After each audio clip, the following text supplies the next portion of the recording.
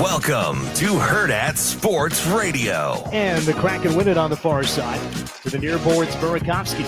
Bodied off by Stevenson. Pops loose to the circle. Stone starts it out. Eichel shoots and scores! Eichel from Stone, 4-1 Vegas. Empty netter with 1:15 to play in the third period. Here's the 2-1. Swinging a high deep drive left field. He ripped it. Wallner turning. See you later. That gets into the second level. That is a 3-run shot by Jose Abreu. Ready on the 1-2. Garcia hits this one high and deep to left. Really high, really far, and gone. Adolis Garcia. And the Texas Rangers now lead it 6-0 in the second inning. You know, when Rink walks in the gym, when Josiah says something, you know, those guys all listen. You know, they've been a part of postseason play. You know, obviously we want to take that next step this year, and we're going to have a chance because of the makeup of, you know, those guys, especially, you know, Rink and Josiah. At their positions, because when they talk, I mean, that, and I'll let them tell, you know, maybe to your question, Wilson, you know, am I approaching it any differently? You know, you do have a little bit different approach when one of those guys wants to say something, you know, where you may step aside and step out of the huddle and just let those guys talk for a couple minutes and maybe figure some things out. You know, and Josiah and Rink, anytime they ask, Coach, go get a couple words in. Absolutely. Good morning here on a Wednesday on Hurrdat Sports Radio. I'm Ravi Lulla. Anna Bellinghausen joining me here on a Wednesday. Anna, how are you this morning? Good. Thanks for having me again. Absolutely. We've got a terrific show for you here today. Obviously, we are going to be talking quite a bit about all of your favorite things here. You heard Fred Hoiberg kind of chiming in from Big Ten Media Days. We'll talk to Isaac Trotter at 9 a.m. He was covering those media days at Big Ten. He's also the national college basketball writer for 24/7 Sports. So we'll talk to him a little bit about a lot of things, I imagine. We'll start things off with Brian Christopherson, Husker 24/7 at 8 a.m. We will talk to Andy Kendeigh at 8:30 from KETV, and then we'll wrap things up with our very own Avarie Howard at 9:45. You and Avarie were at Summit League Media Days yesterday. How was that? It was amazing. So it was the first time they had done this event in person at the Denny Sanford Premier Center, which is, of course, where the Summit League tournament is played. Up there in Sioux Falls. Yep, up in Sioux Falls. So it's a men's and women's tournament, which is unique. Not all college basketball tournaments are that way for conference time. So yeah, most of them are done separately. Right, yeah. in different locations. But this one's really unique in the fact that both men and women go to that championship. And it was just a really awesome media day. So Josh Fenton is the commissioner, and he just talked to us about the vision of the Summit League and being a mid-major and understanding how college basketball is obviously an ever-changing landscape with the conferences and whatnot, but the Summit League seems super dedicated to how they want to present themselves. And, you know, you want to do the things that show you're going to be successful in the future, whether you believe it or not, right? You're always going to do that. So putting those student athletes on a platform like that, it was basically set up like Big Ten Media Days is how I would compare it to a different media day. So really high level stuff. I mean, all the players and coaches we talked to were awesome. Of course, getting to talk to Omaha was great with Carrie Banks. And then we ended up talking to Coach Crutchfield. So Avarie and I did a show along with our other analyst, Missy Heydrich, who's a former K-State guard and then works up at Midco in South Dakota. So she helped out quite a bit with just the X's and O's part. So we talked to every women's basketball team up there. And it's interesting. I mean, the Summit League has so much talent, but I mean, being a mid-major doesn't always get as much love, but I think looking through all the non-conference schedules, they're playing quite a few Power 5 teams between everyone in the Summit. So I think you'll see more of them in the top 25 in the coming years for sure on both the men's and women's side. But I would say both sides of Omaha men's and women's basketball are really looking up in the next year. And both head coaches are kind of getting more years under their belt. Crutchfield in his second, and then Carrie Banks, I believe this is her third or fourth. So it's it's really just impressive to see the growth and development of both programs and just the league in general. And I love it for mid-majors. I'm a big fan. I went to UNO, so it's it's great to see. Yeah, it's interesting because obviously being a mid-major in today's Division I college landscape is kind of, it can be kind of a scary place for sure. With the way, conference realignment with college football has really shifted the attention towards kind of the major conferences in a way that is even more aggressive than it was in the past, which it was always shifted that direction, but it's gone really dramatically even further that way. And, I kind of appreciate the self-awareness that the league has shown. And, there's not that there's limitations in what you can be, but there has to be some realism into what you are, right? And just the schools that are part of it, and obviously TV deals are a huge part, and they have a great deal with Midcoast Sports, which is up in the Dakota areas mostly, and then also they have games on CBS too, so they're getting there, right? Yeah. Like all the teams are definitely putting each other on the map, and that does start with basketball. And Josh was super upfront about that, their commissioner. He was basically saying, hey, we are putting basketball at the forefront and we understand that, but we think this can be something that rises all tides, right? So like you need one sport in the Summit League that can do that because there isn't football, right? So basketball has to be it. And I mean, you could say the same for the Big East. I wouldn't quite put that as a mid-major, of course, with the teams that are in it, but no, but it's unusual as a basketball-centric conference. Correct. It's different, and those conferences have to honestly just think differently about what they do because they don't have football. Well, and that's one of the advantages that Josh Fenton brings to the table, right? Is he's coming from the NCHC where he did have to kind of look at things differently. A lot of those programs in the NCHC are like hockey first programs, right? Which is again unusual for the current college landscape, and so.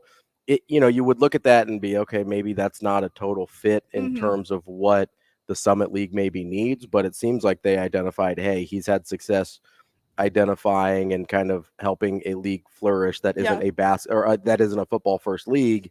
Maybe he can do that with us as well with basketball. Totally. And they just also launched the Summit League Network. So they're getting there, right? They're doing all the things that a conference needs to do to be successful. It's just going to take time. Sure. And it's going to take a couple more March Madness runs. I mean, you saw Oral Roberts in the College World Series. Yeah. That's crazy to think about a mid-major program making it to the final 8 teams in college baseball, one of the hardest tournaments ever. Yeah. Right, with the competition you have to face. And I mean, it's just really impressive to see what they've done. And again, like, support mid-majors as much as you can. Have a favorite mid-major team and support them and wear their gear, go to their games because the support means so much to those student athletes. Like just seeing their faces light up and the coaches' faces light up when we're talking to them and knowing things about them. Just like they're thanking us for doing our research on the teams. Yeah, for just knowing what's going on. Yeah, just knowing about them, knowing what's going on, just having that mutual respect because they don't get all the attention all the time. So I think it's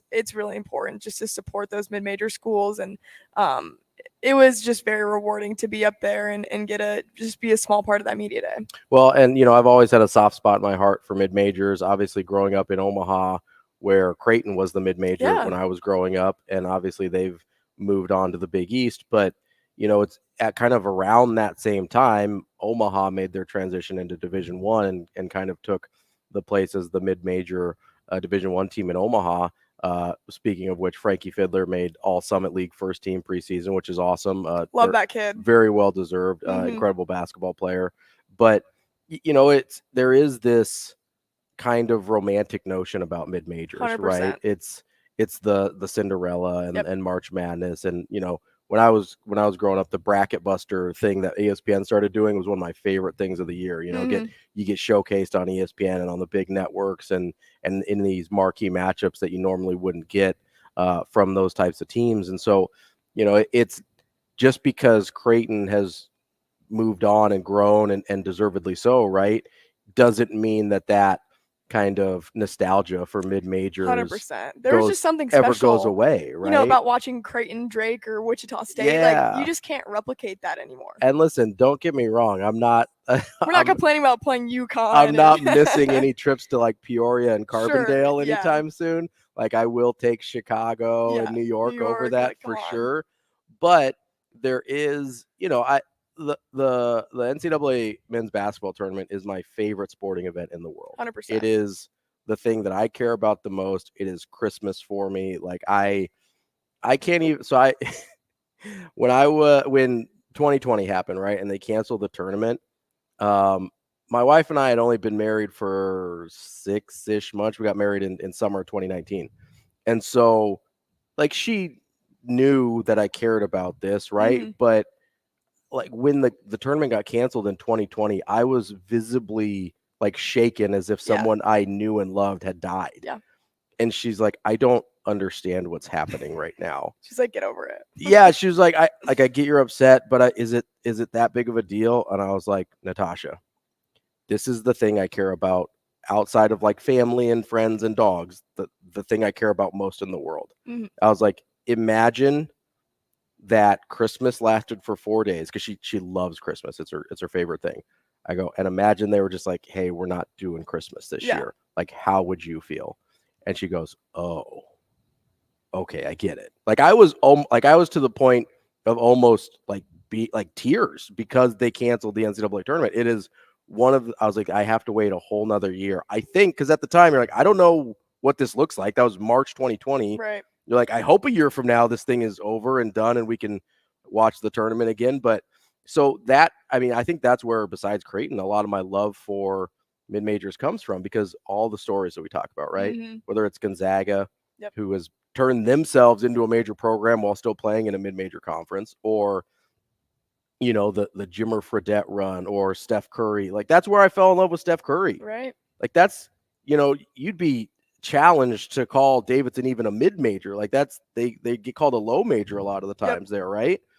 And my favorite basketball player probably ever I discovered because this mid-major team made a run through the NCAA tournament. And so, like, is there any Steph Curry's playing in the Summit League? No, there's no Steph Curry's playing anywhere else. Like that doesn't exist. Okay.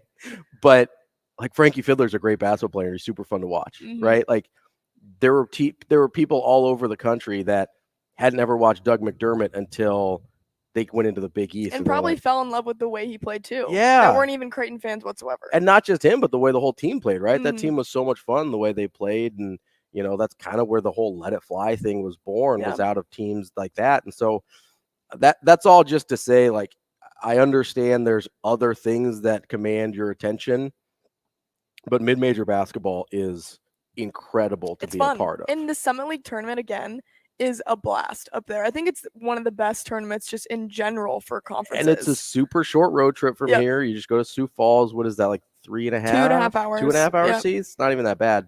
Like it's closer than KC, right? Like that's I'm really hoping to make it up to the Summer League tournament this year.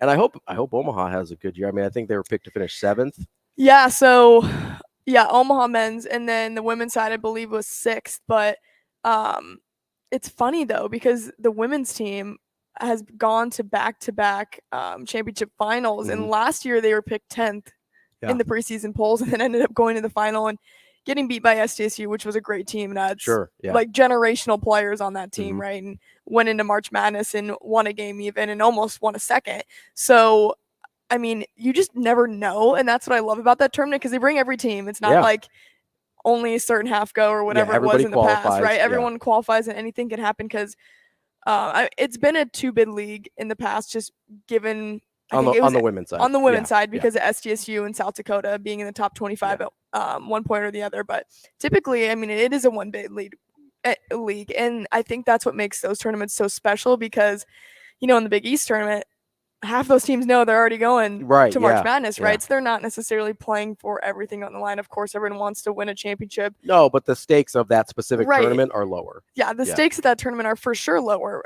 It can make or break at some points, but I mean, there's a couple teams that are on the bubble that need to make a run. Need it a little bit for a resume builder. But when you look at a mid-major, typically it is 1 bid, right? It's do or die time. Well, especially so even the teams that are on the bubble in the Big East, right? They had plenty of opportunities to play their way into the tournament, right? Without needing the conference tournament, without being on the bubble. Yeah.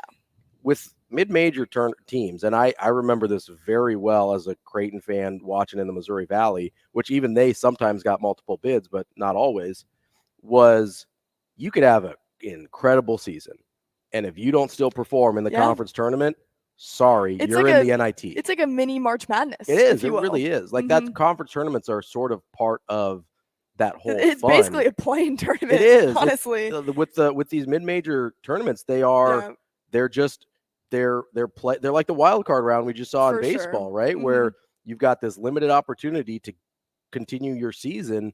And so there are the stakes at these Summit League tournaments, the mid-major tournaments are frankly so much higher than they are at the major conference tournaments where you had all year to play yourself in, right? It's a blast. Honestly, that is one of my, and I know it's October 11th and we're talking about college basketball, but we love college basketball. Get used to it, okay?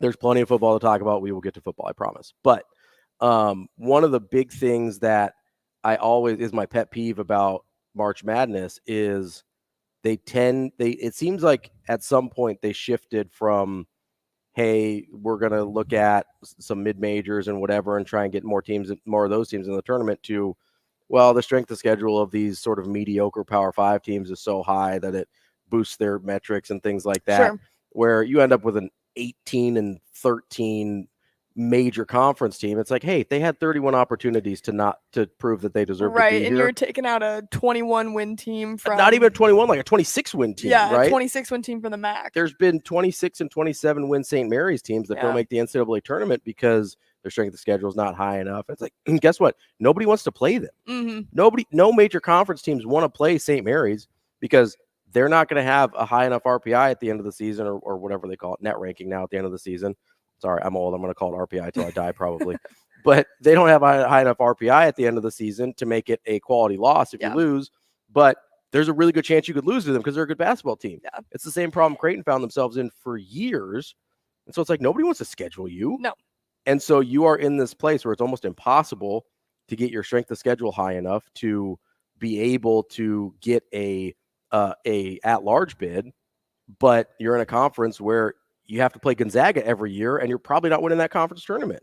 And so I think that's my one pet peeve is the NCAA kind of gives those teams a disservice. I'd rather see St. Mary's or South Dakota State or North Dakota State or whoever. It's like, this was several years ago, but that like Trae Young Oklahoma team started off super hot. I think they finished the year like 19-13. They weren't good.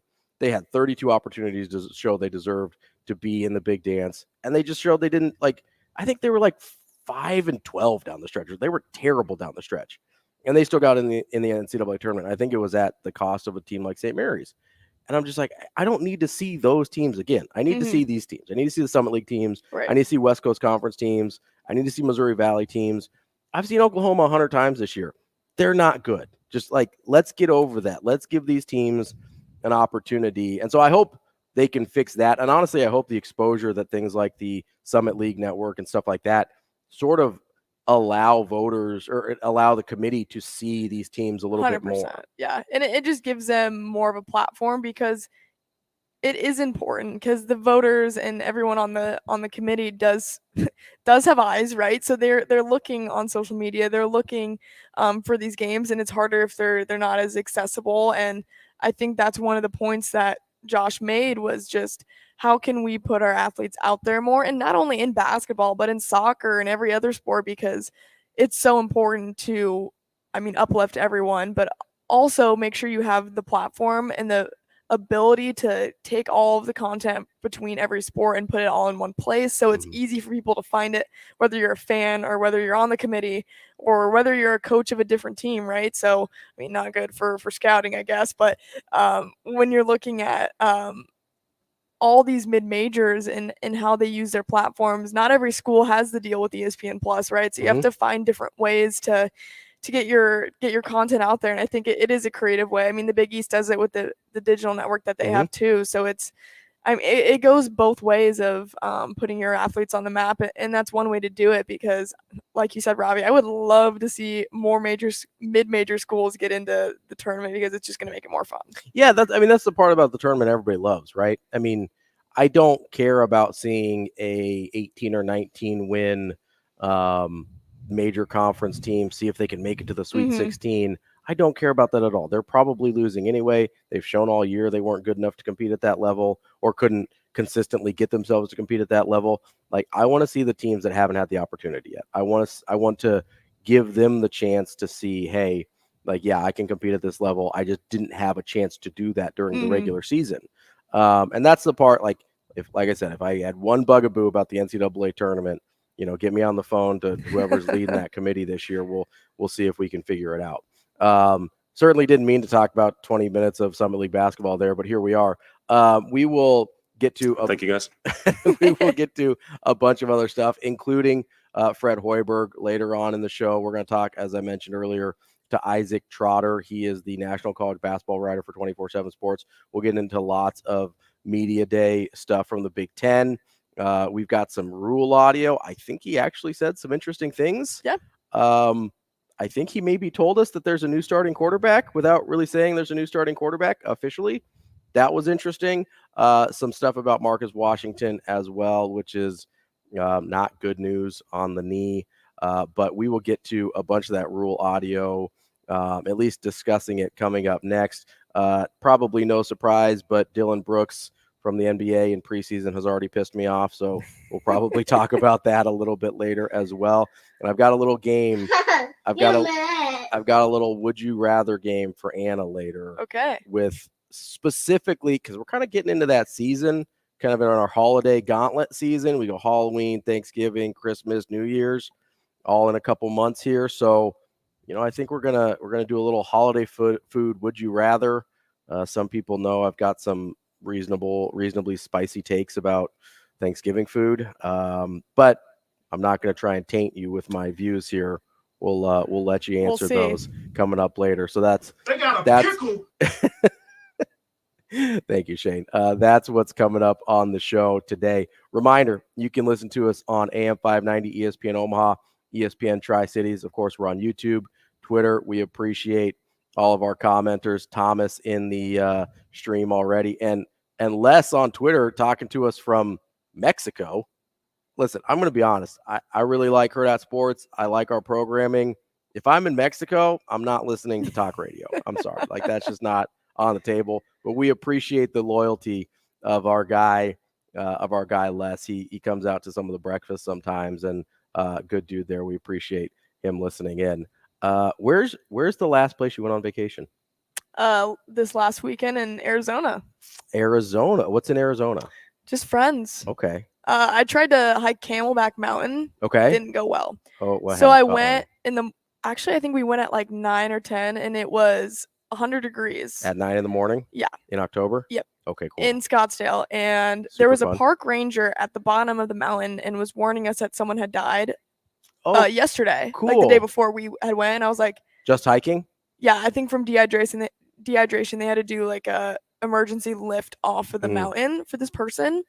And she was warning everyone, like, make sure you have enough water. And I had just gotten off my flight, honestly. So I was already dehydrated and not great. And I was like, I don't know. So we went up halfway, and then I turned around. I was like, I can't do this. That's a good call. Yeah. That's a good call. Probably. You don't want to die on a mountain. Nobody wants that. It is, I got to say, hiking is not for me. That is it's not even a hike. Like, you have to climb. Yeah, it's like an actual mountain. It's not a nice hike. You're on your hands and knees, like going up rocks. Yeah, hiking in Arizona is just called mountain climbing. Yeah. Like, it's not in Omaha here where I'm you're not just doing like that again. Chilling out through the Luss Hills and Council Bluffs or anything like that. Well, we're glad Anna made it back safe and sound and in one piece. We've got more of Hurrdat Sports Radio coming up next.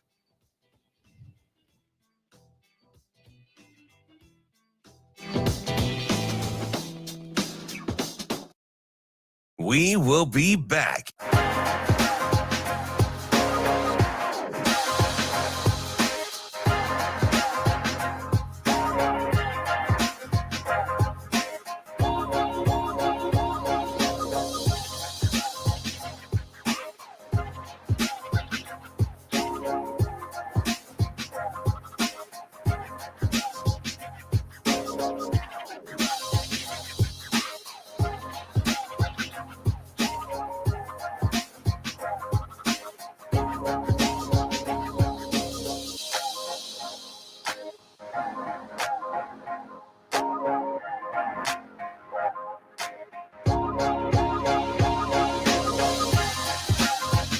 We will be back.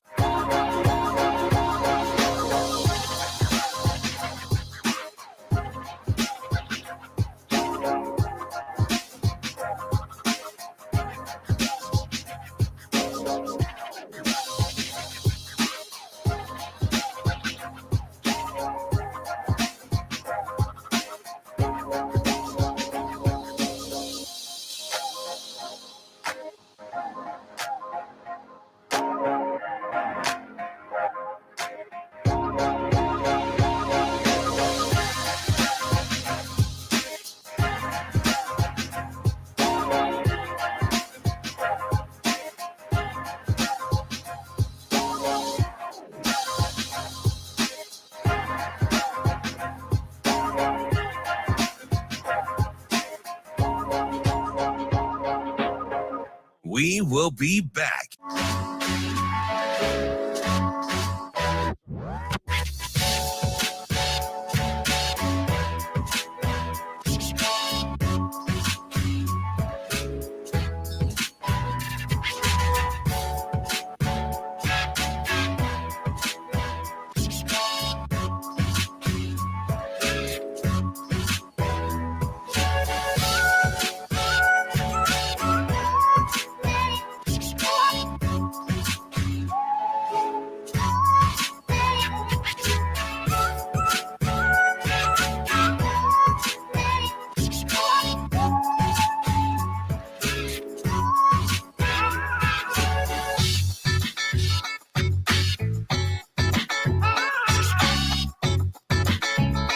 We will be back.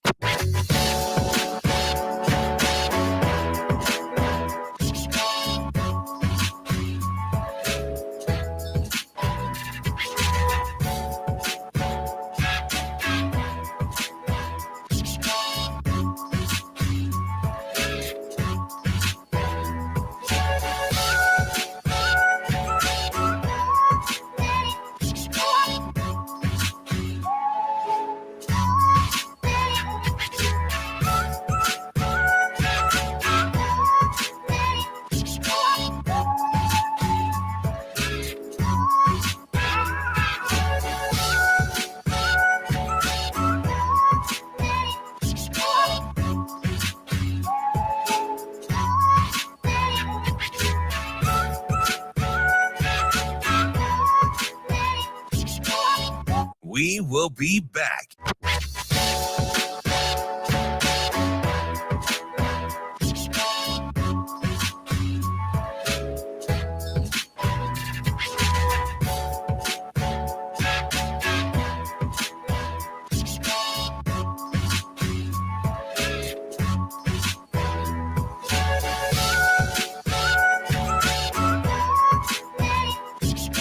We will be back.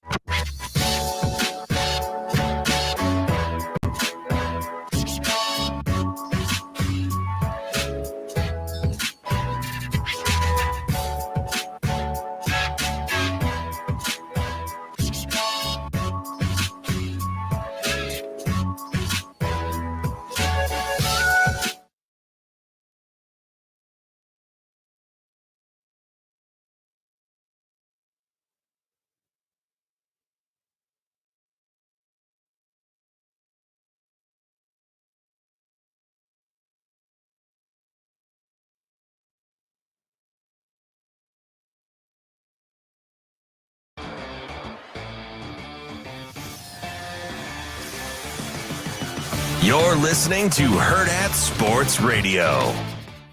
And then we have a bunch of guys that are going out Thursday and Friday. I'll be out Thursday and Friday. So we'll hit a lot of guys Thursday and Friday evaluation period wise. See some guys play on Friday. And then, we came out today and just played football. I thought it was really important that we got ourselves back in the groove of competition. Tomorrow we'll continue to work on some things. We're doing a ton of self-scout, a ton of improvement work, a ton of looking at, some areas that we think we need to improve upon, some third down stuff, some red zone stuff.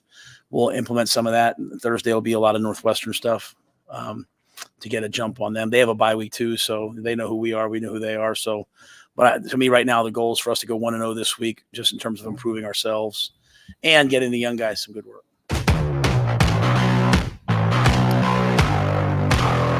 You're listening to Hurrdat Sports Radio here on AM 590 ESPN Omaha, ESPN Tri-Cities. I'm Ravi Lulla. Anna Bellinghausen here with me as well.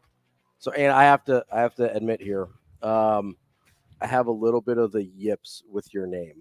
Okay. A little bit. Okay. Yep. I had never mispronounced it before or said it wrong in my life.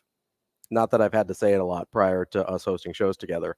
And then I asked you before the show last week to make sure I said it right. Uh-huh. And I left off the last syllable of your name, once, which I had never done before. And now it is in my head so deeply that every time I say it, I'm like, wait, is it house or housen? Is it? And I swear to God, it's a mental battle every time I say it. So if I make a mistake, first of all, I apologize. Secondly, I'm doing my best here. It is. I had a friend who could not distinguish between pineapples and coconuts. She knew they were different fruits, but she would see one and she would get so in her head about which one was which. And they don't even look the same, right? There's very little similar about them. That's how I am with your name right now, is I am just so deep in my head about it. You can just call me Anna B. Anna B. I might do that. I might have to do that. That's what everyone calls me. You can follow her at Annabella Media on Twitter. You can follow me at R.A. Lula. But I just wanted to acknowledge that, get that out of the way. So if I do pull a Chuck Knobloch and throw your name into the stands, it is not intentional or anything reflection of you, just my own neuroses, I think. So anyway, we heard Matt Rule there on the audio that Shane played as we came out of the break.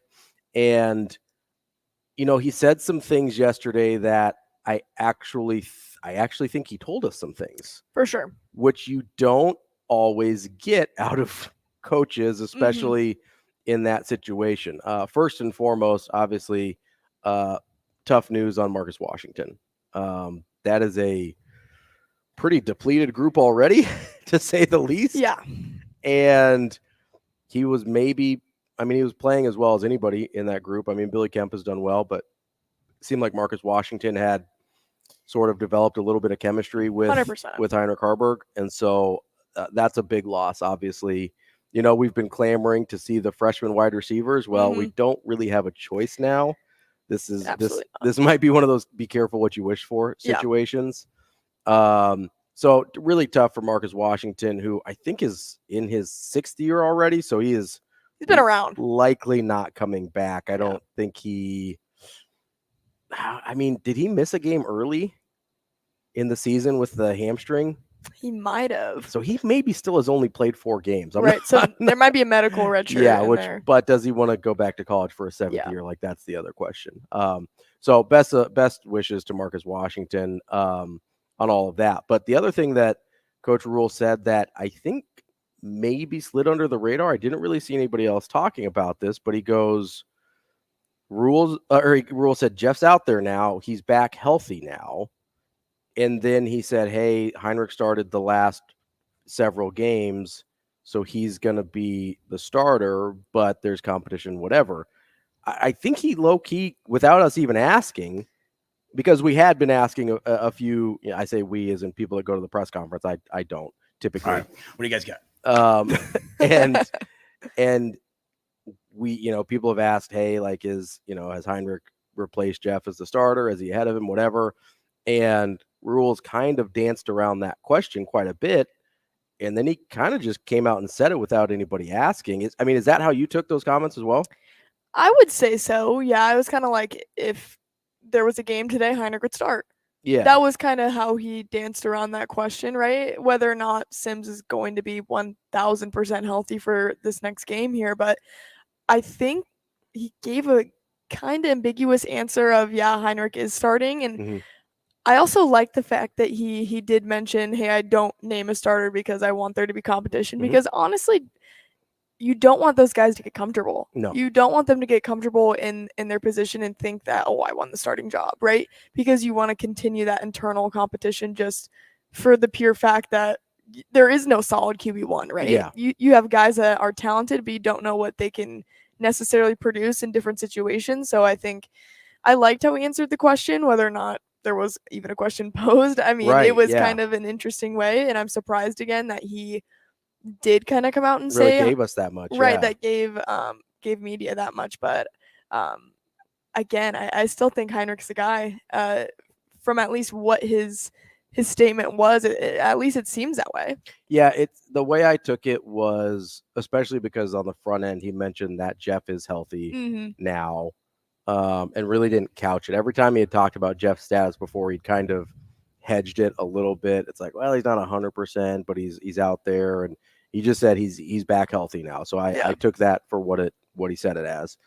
And then I thought it was really interesting the way he also kind of told us, like, hey, if Chubba hadn't gotten banged up that week, that he probably would have gotten the snaps over Harburg. Yeah, that was super interesting to me just to hear in general that Chubba would have been QB1 over Heinrich had he been healthy. I never would have thought he would have expressed that.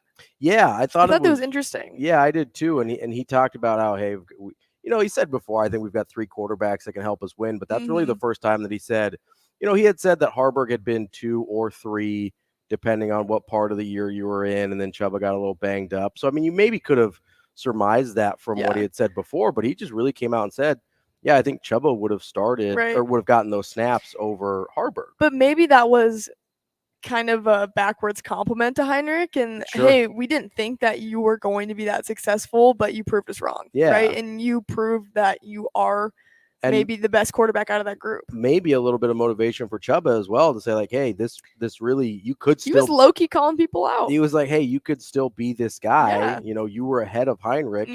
And, there is a part of me that kind of does want to see Chubba Purdy at some point. I would love to. Because, I mean, I've never been a huge fan, just full disclosure. I saw him at Florida State, wasn't super impressed. Obviously, we saw him a little bit last year, and in the spring game wasn't super impressed. Not that I was impressed with Harburg in the spring game either, to be fair. But, I think he probably has a skill set that fits the offense that Marcus Satterfield wants to run a little bit better.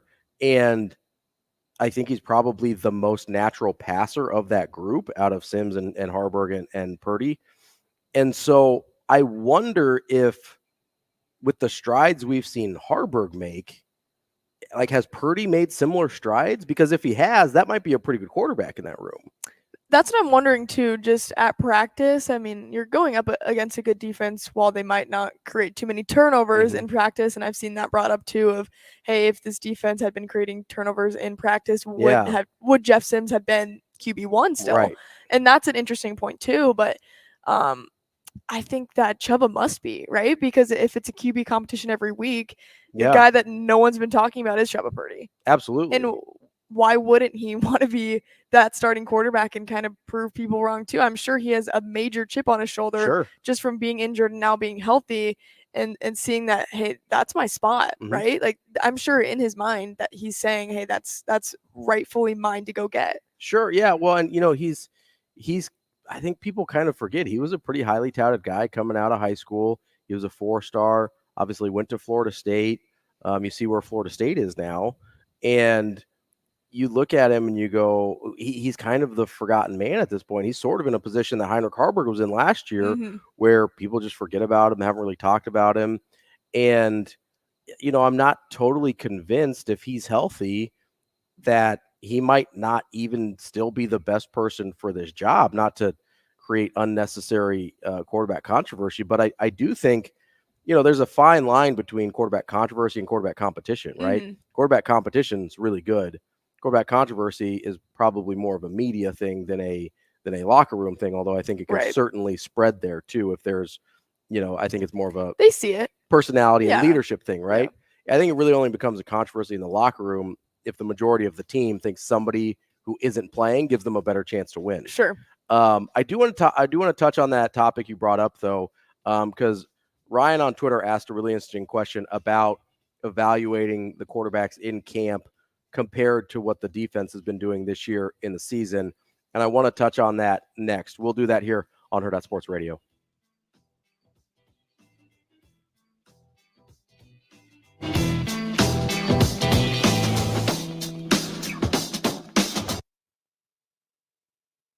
We will be back.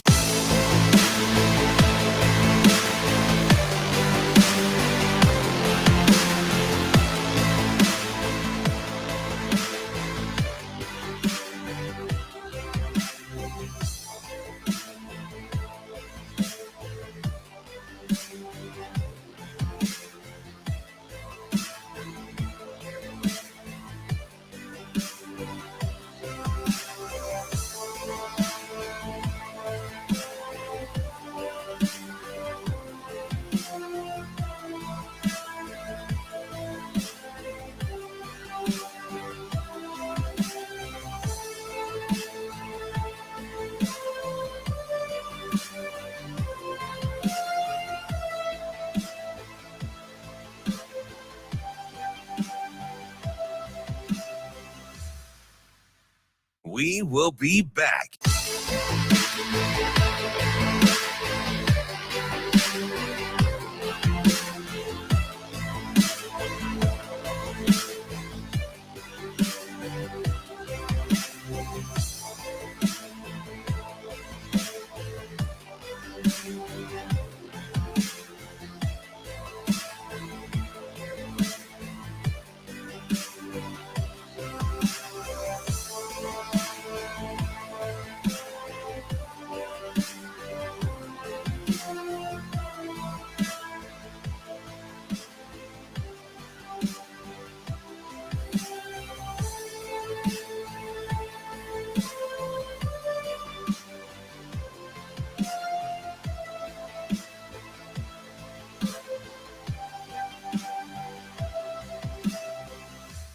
We will be back.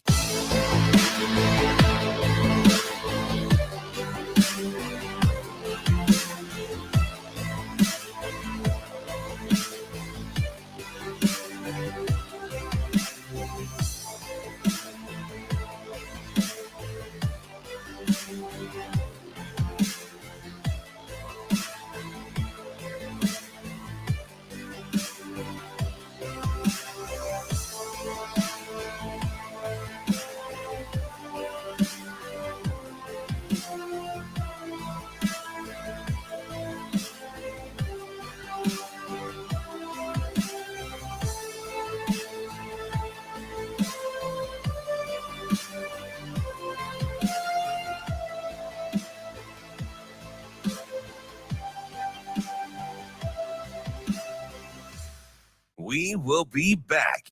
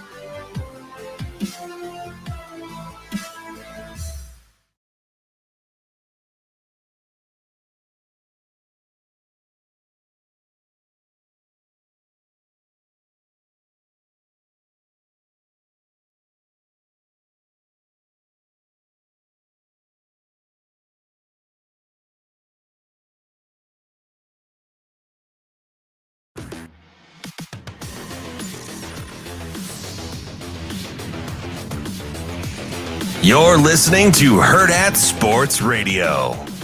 Yeah, I mean, I think Heinrich's prepared at a high level, got himself ready to play. I think that room has that culture. I'll be honest with you. If Chubba not gotten hurt that day, I'm not so sure Chubba wouldn't have gone out there first. And I think Chubba would have done the same thing. And that's not a knock on Heinrich. I just think that room is, Jeff's out there. He's back healthy now. Jeff's out there. He's competing like crazy. We have 3 quarterbacks that I believe we can win with. And I only say that because I said that. I think Steve asked me that before the first game. I said, I think we have 3 quarterbacks we can win with. Each has their own strengths, and you have to kind of tailor what we're doing to each guy. But, I think Heinrich was ready for his moment. He's capitalized on it. He has a long way to go. He's leaving a lot of things out there. He's learning how to, the wear and tear of running him as many times as we're doing, that can have an effect on you.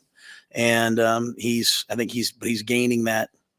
He's gaining that knowledge of, hey, here's how I can best take care of myself and prepare each week. And then I think Marcus is doing a good job of finding the throws that he feels comfortable with, right? Basically, most teams now they're rushing 3 and they're playing man and they're dropping guys off and they're trying to make sure he doesn't leave the pocket and trying to not chip balls down because of his release. And so our defense is starting trying to knock the ball down. So he's having to work through that. But takes great ownership. I have a lot of respect for Heinrich. He had a ball batted down today and he was like, that's on me. Like he gets angry at himself. So I think he'll turn himself into a really good player.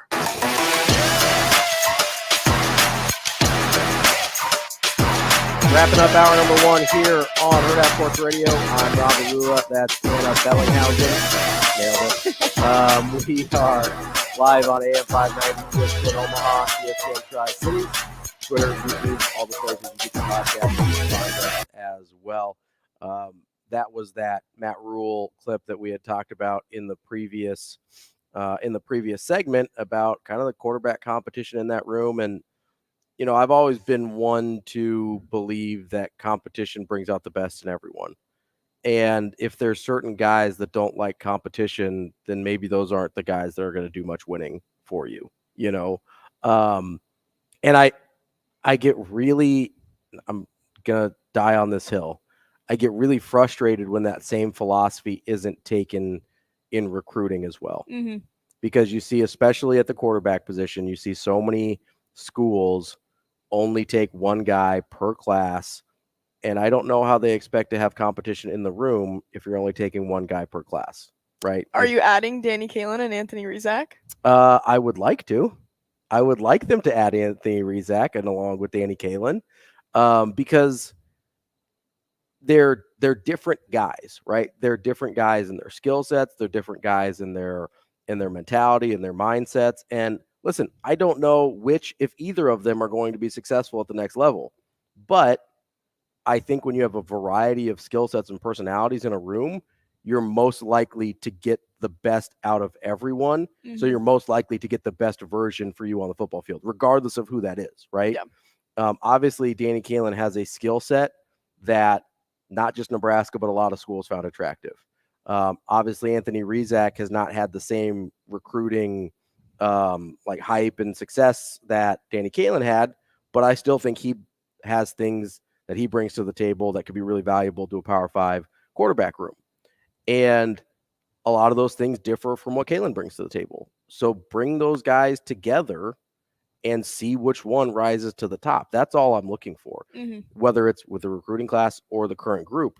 So I appreciate the mindset that Coach Rule kind of played out there with the quarterback competition, because I genuinely do believe he'll put the guy out there that he thinks he gives them the best chance to win. And at least for today, I guess that's Heinrich Harburg. We'll see what tomorrow brings. You don't know, but I do think it is a good sign to hear Coach say, "Hey, we have 3 quarterbacks that we can win with." I mean, man, that's I think a lot he of competition. means it. I think so too. I don't think he would say it if he really didn't mean it or truly believe that. And again, back to his comment that Chubba might have been out there. Yeah, was ahead of Heinrich. Yeah, and doing the same thing. I thought that was interesting too. Whether how literally he meant that statement, we don't know. Maybe he was doing hypotheticals of, if it was Heinrich that was hurt, it would have been Chubba. I mean, you just can't take everything too literally sometimes in those press conferences. Obviously, he's saying a lot of things, but yeah, I mean, I think so. Thank you, Shane. Well, Andy's talking to Chubba there too. Yeah, I think he's reminding him like, hey, you're still part of this. It could have been you, kind of thing. It could have been you. It could still be you. Yeah. Right. And it's like going into recruiting, that is huge because Rule's obviously open to having more than one quarterback and putting stock in more than one guy. So, I mean, imagine being let's say an Anthony Rizak and saying, hey, maybe Coach Rule would be willing to have 2 QBs from Nebraska in that room competing against one another. Absolutely. Because you can earn your spot every week.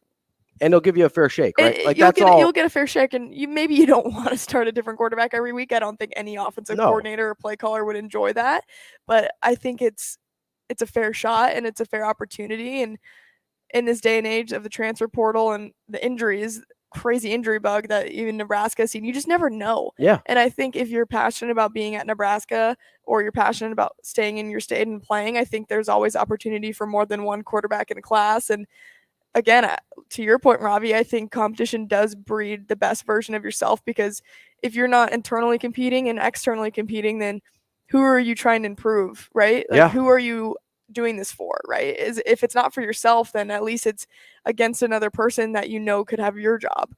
Well, and I'm convinced that one of the problems in Nebraska's quarterback room for the last several years, I mean, you could probably go back a decade and a half, honestly, is that there hasn't been consistent competition in that room. There's been one clear guy and a huge drop off to the next person. Right. And we've sort of seen some other guys, whether it was Luke McCaffrey when Adrian Martinez got hurt, or, you want to go all the way back to like Tommy Armstrong and Ron Kellogg. Like you would see Tanner Lee. Yeah, you see Tanner Lee, and then you've got, Logan Smothers plays a little bit here and there. And so you've got these little glimpses, but they were pretty clear that the second guy was not in the neighborhood of the first guy for the most part. And when you got a glimpse of Heinrich Harburg, you're like, oh, that's not. I don't know that there's a visible drop off between him and Jeff Sims.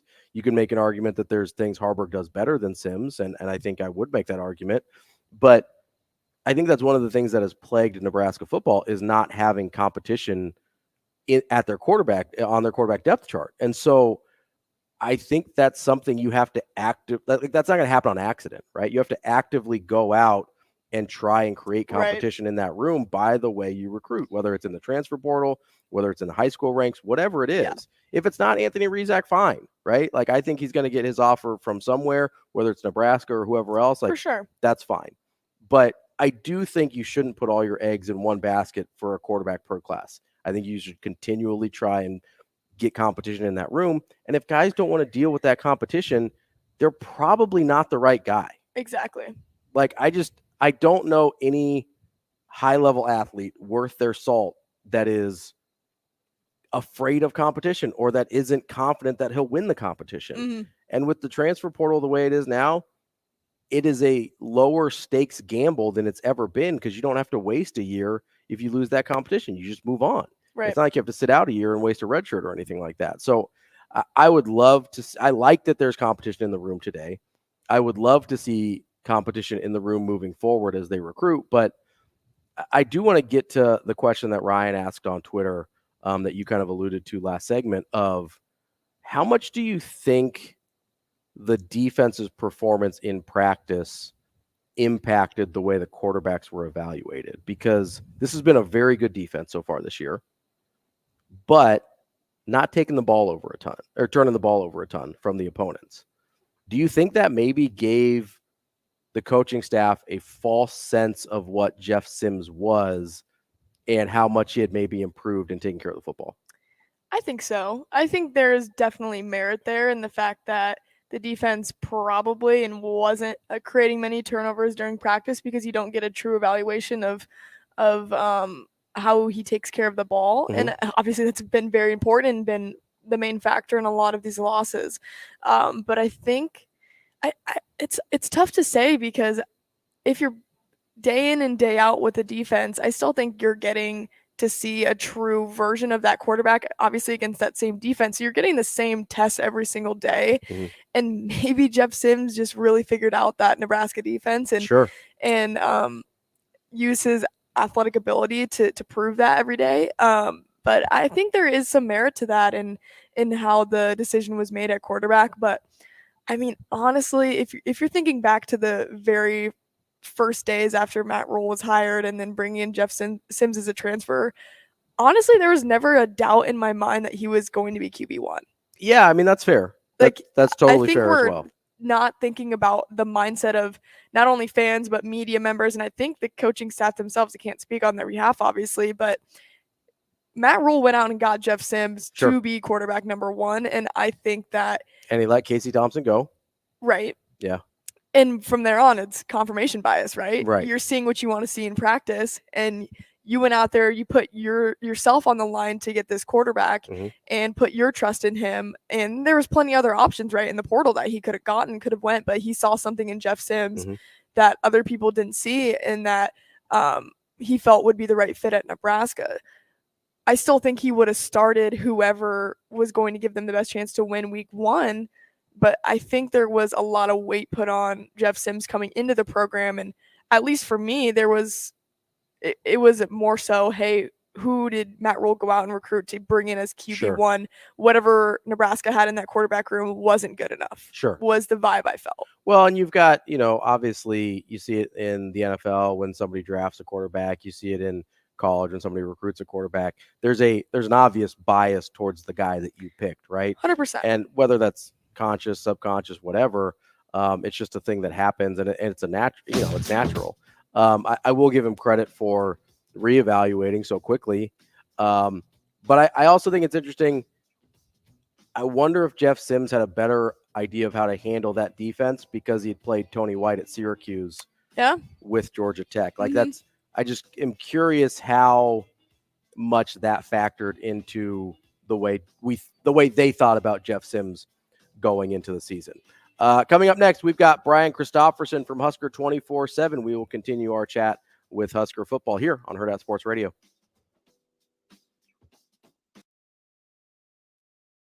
We will be back.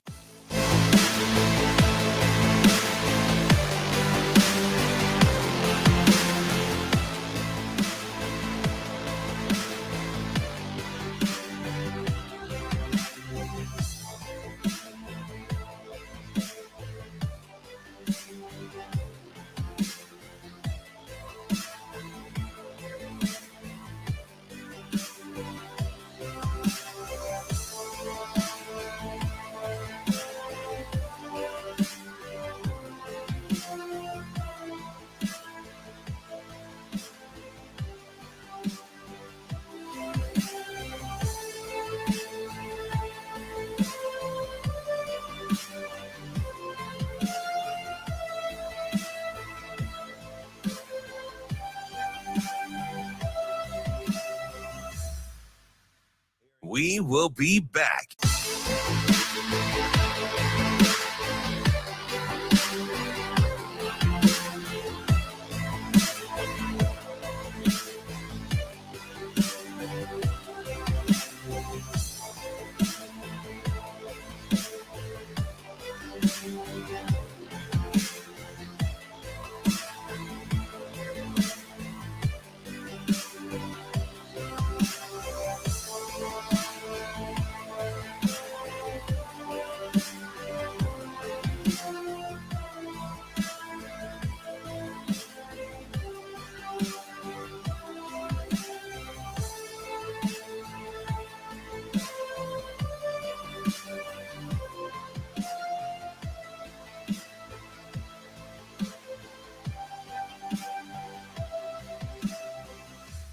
We will be back.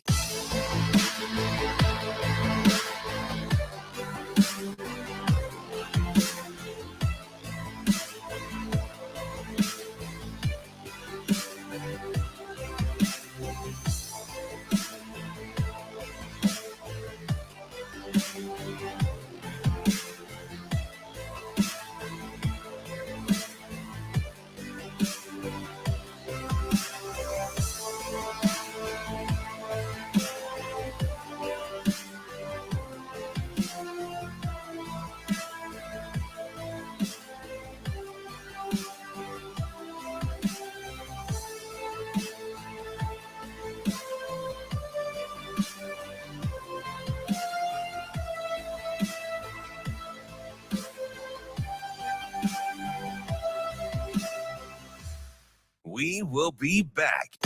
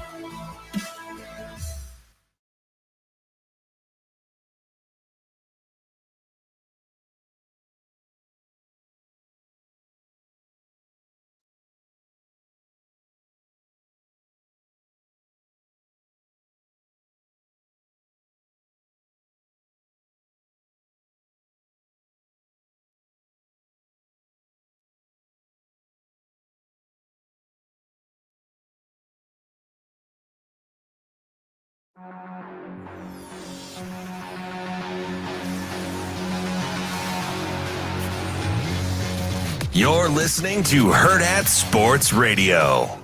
Here is Husker 24/7 senior writer, Brian Christopherson. Yeah, it'll be a little bit of a circus act. Brian Christopherson. Well, I mean, that's pretty interesting. Brian Christopherson. I kind of enjoy that. Here is Brian Christopherson. I did the same thing in Illinois last year. It was a close game. The ball was ripped out. To me, it's all technical. It's about covering the tip of the ball and keeping the ball high and tight. If you watch Heinrich run with the football, Coach Osborne came in yesterday. We watched some film with us, and he just talked about how beautifully Heinrich carries the football. He carries exactly like we ask him to do. You watch Tommy Hill. He had that fumble again on the kickoff return, and Tommy Hill picks the ball off the other night, and there's a picture of him, we're going 5 points of ball security. It's a commitment to that. And so Anthony's been running with the ball one way his whole life, not protecting the front tip of the ball. And again, the ball getting out here. It's Division I football. You're not going to have a lot of runs where you start right and work back left. It just doesn't happen, especially in 4 minutes. So we've just got to continue to coach him.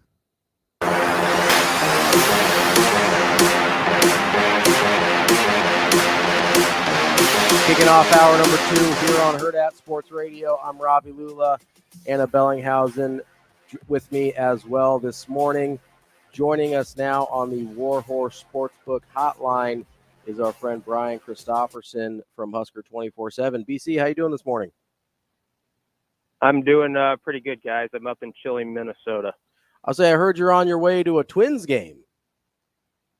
Yeah, we're already it's my brother, my dad, and I up here in Minneapolis for Game 4, Twins Astros, after the Astros kicked our tail. I always say "our" with the Twins, like I, am the pitching coach. But yeah, we're going to a game at 6:00 tonight, and my dad wants to go golfing, and it's 45 degrees, so I'm really fired up about that as we get ready to do that. Ooh, bundle up, my guy. How you feeling about the Twins going into Game 4?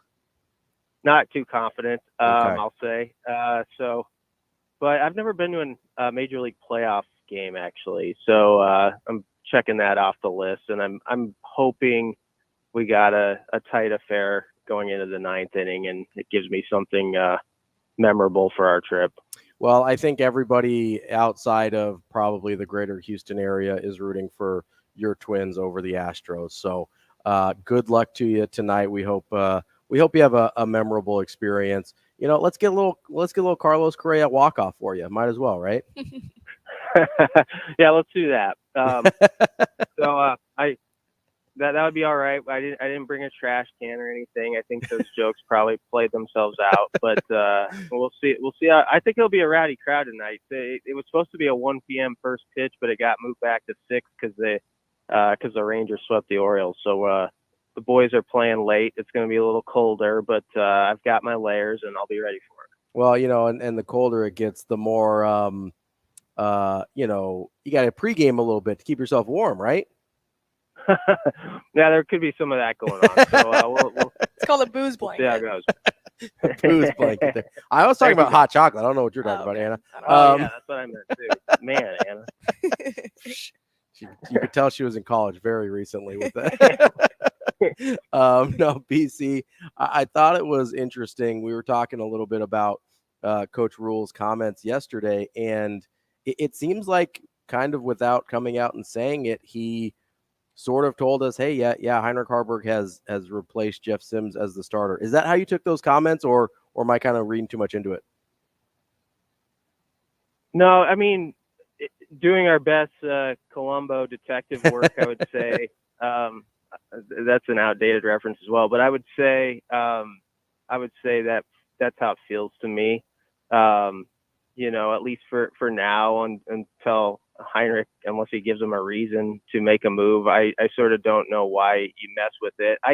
I have said publicly, and I'll keep saying it, I don't think anybody has just put a stamp down on the paper like this is the way it has to be. This is the number one QB. I don't feel that way about the position at this point. So that's sort of my stance on it. Like, they could trot Jeff Sims out for the first snap against Northwestern after the bye, and I'd be like, okay, let's see what happens. Because I think Heinrich is growing on the job, and you're seeing it. You're seeing the ups and downs that go with that. Like, he has some plays where it's really exciting, especially when he's out running and an Illinois defensive back is in his way, and you feel bad for the guy. You're like, just make a business decision and get out of there because he's going to clock you, which he did. But then there's moments, when he's throwing the ball, when you see that the room still to grow in that area where the passes are sailing a bit. Not that can't happen to anybody, but that's the book on Heinrich going in, right? He's a very good runner. We're seeing him develop as a passer. I thought the Michigan game, honestly, as bad as it was for the team, was one of his better throwing performances. When he started, he was 12 of 17 in the first 3 quarters or whatever, and I was like, okay, I see some things against a top level defense there that can work going forward. I didn't think last Friday was as good in that department for him, but the bottom line is it's easy to forget through all the bumbles and fumbles of the second half that Heinrich, he made some plays in the second quarter that were key, where he'd make that fourth down throw to Alex Bullock and the 3rd and 10 to Ty Hunt. So he has done some positives. He's 3-1 as a starter.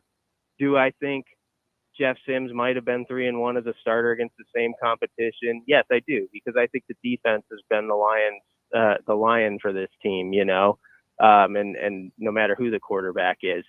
That said, he's protected the ball better. And so until that changes, I think probably he's the best option for this team at the moment. Brian, I want to switch gears just a little bit. So Marcus Washington with the ACL tear, bad news, obviously, for the Huskers, and wish him the best. But I just want your thoughts on the depleted wide receiver room. And obviously that goes down just a little bit more with Marcus heading out for the season. And when you look at the play calling that Satterfield has run, and then, you saw Matt Rule kind of chime in a little bit there, had to take a timeout at one point. How does that change the play calling? Does it get more conservative? Are you able to take more risk with those young wide receivers? Yeah, I don't know. I wouldn't mind, Anna, if they, you've got Malachi and a guy like Jalen Lloyd, who's got obviously that great track speed. I wouldn't mind if they let them loose on a few deep shots, and I'm not saying they go crazy with it, but the one or two, in the next game, just say it's there. Like, put it on film. Like, these guys can do this. These young players have that speed component to their game. We're going to see if they can run by somebody. So I'm up for opening it up in that way, because I think that's kind of a low risk play, right, for everybody. If you do that once in a while, I mean, say the ball gets picked. It did against Illinois. It got picked off. It was like 35, 40 yards down the field. So you're like, okay, it's basically a net punt there. So I'm okay with taking some shots with those guys, because that seems like stuff, first off, that, they could do pretty well. Just to do what your God-given traits allow you to do, and just run past people, with your speed. So I'm for that. I do think there's probably some things they're still catching up on that maybe they have to think twice about. Can we use this with these certain guys? I don't know how far along they are on everything. The guy I'm really interested in is seeing if his snaps hike up a bunch is Jaden Doss, because prior to the season starting, like 2 weeks before, he was, I think, going to be the first freshman in the game. And then he broke his arm, and so that set him back.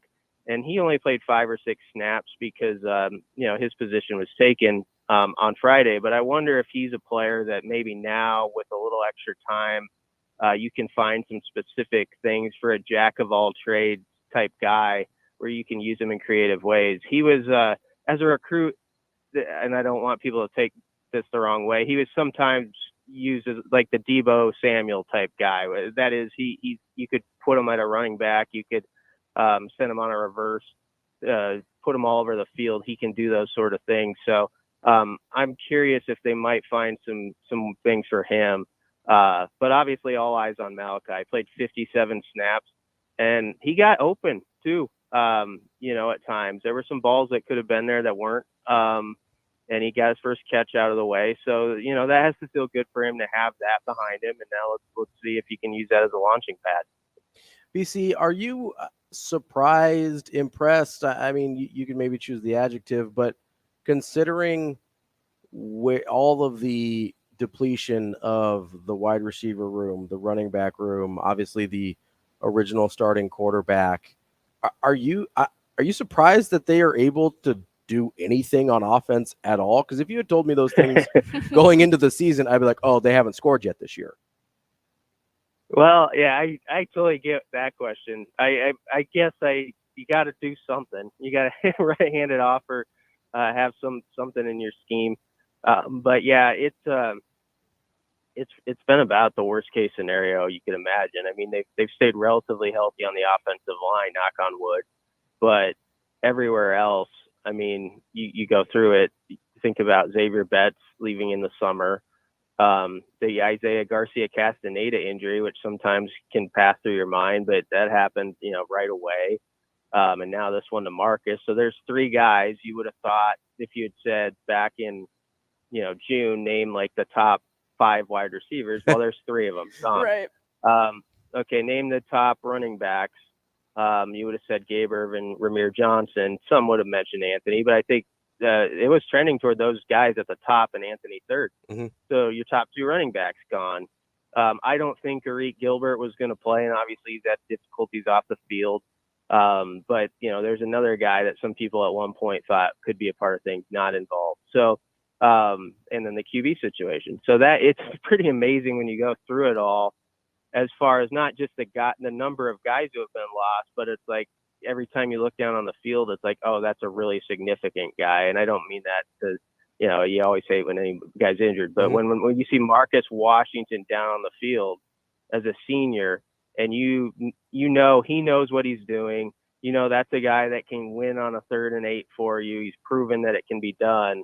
That's painful, and it's just like, okay, it's just another thing you have to work around. So all this to say, I'm not saying coaches aren't, that they're above criticism or anything like that.